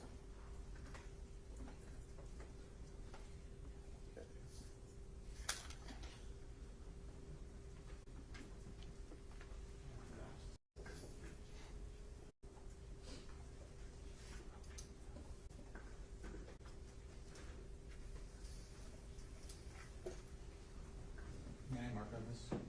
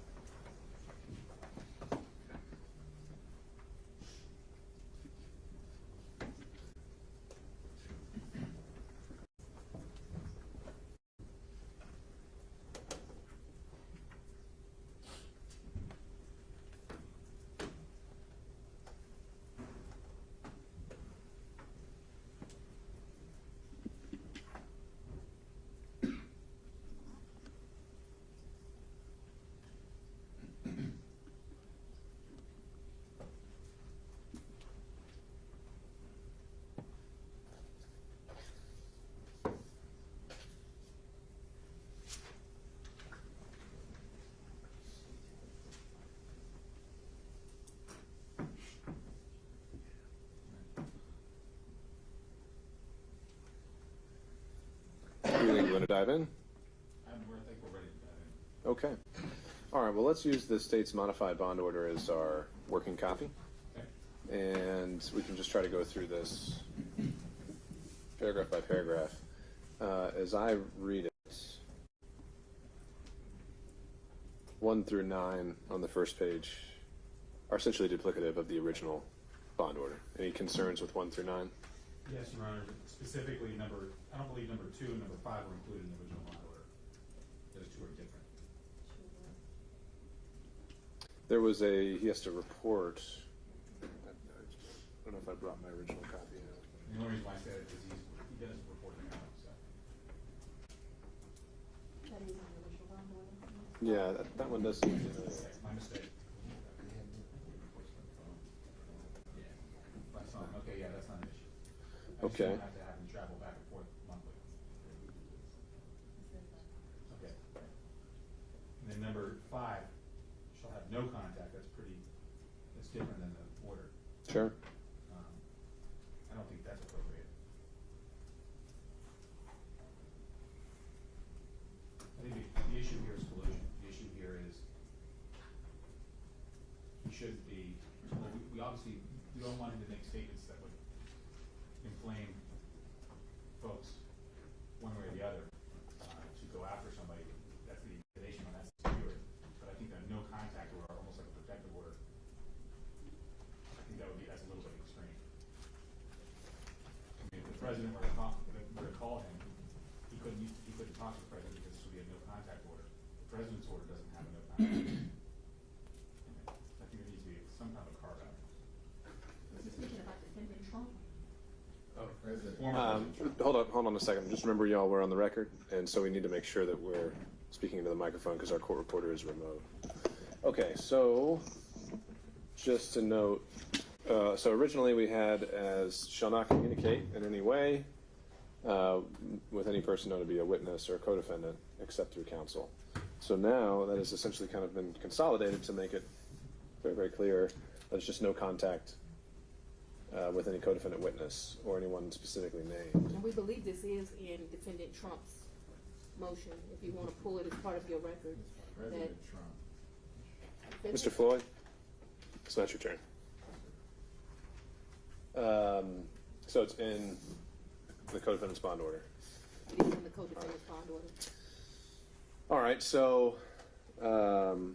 Kacharov, is there a specific witness, co-defendant, or person named in the indictment that you think there should be a carve-out for? Well, first of all, for those that respect counts 30 or 31 for sure, that would be Ben Stephen Lee, that would be Trevion Cootie, and then unindicted co-conspirator number 23, who we believe to be Harrison Floyd. All right, but just so I'm clear, beforehand. Remember, it was no direct or indirect communication about the facts of this case.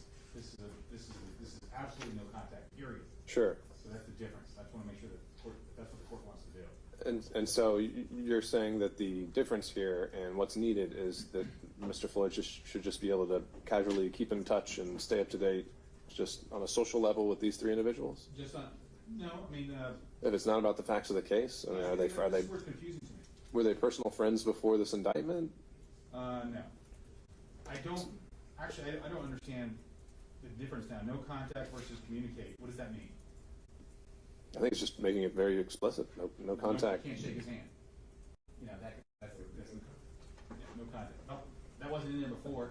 That wasn't any part of the allegations of the state. I mean, I would object to that going in. I think that's just a bit onerous for the occasion. Well, onerous in that, how does it change what he's already been doing the last, what are we now, 4 months? Because I understand your point, but what I'm saying is so is communication contact? Because if it is, we're being duplicative in the court. I could say there's sure I could see that there's some overlap with 5 and. But there's a specific concern, like you don't want him to be contacting Ruby. Fine. Don't contact Shay. Fine. I don't have a problem with that. We're not interested in contacting those 2 folks. Your Honor, May I speak? It is typical in bond orders that co-defendants are not allowed to contact each other, and they are clearly co-defendants in the case, and so this is not an unusual request. All right. It just wasn't in it for us. So. Sure, noted, but it is a very standard condition. And I would say, safe to say, almost every single case. That being said, I do wonder, is there any need now to have 11, 12, or 13? Or do we think 5 pretty much swallows those? Your Honor, we want to make sure there's no misunderstanding here, and so we'd rather you make it perfectly plain. If you think it's unnecessary, I certainly don't want to be back here in 2 weeks because it was unclear, contact, communicate, so we think both agitators.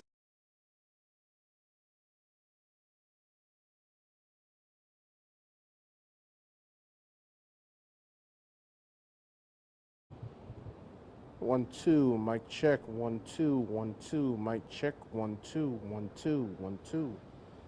Okay, so RAM 95B, right? Thank you very much. All right. Bye.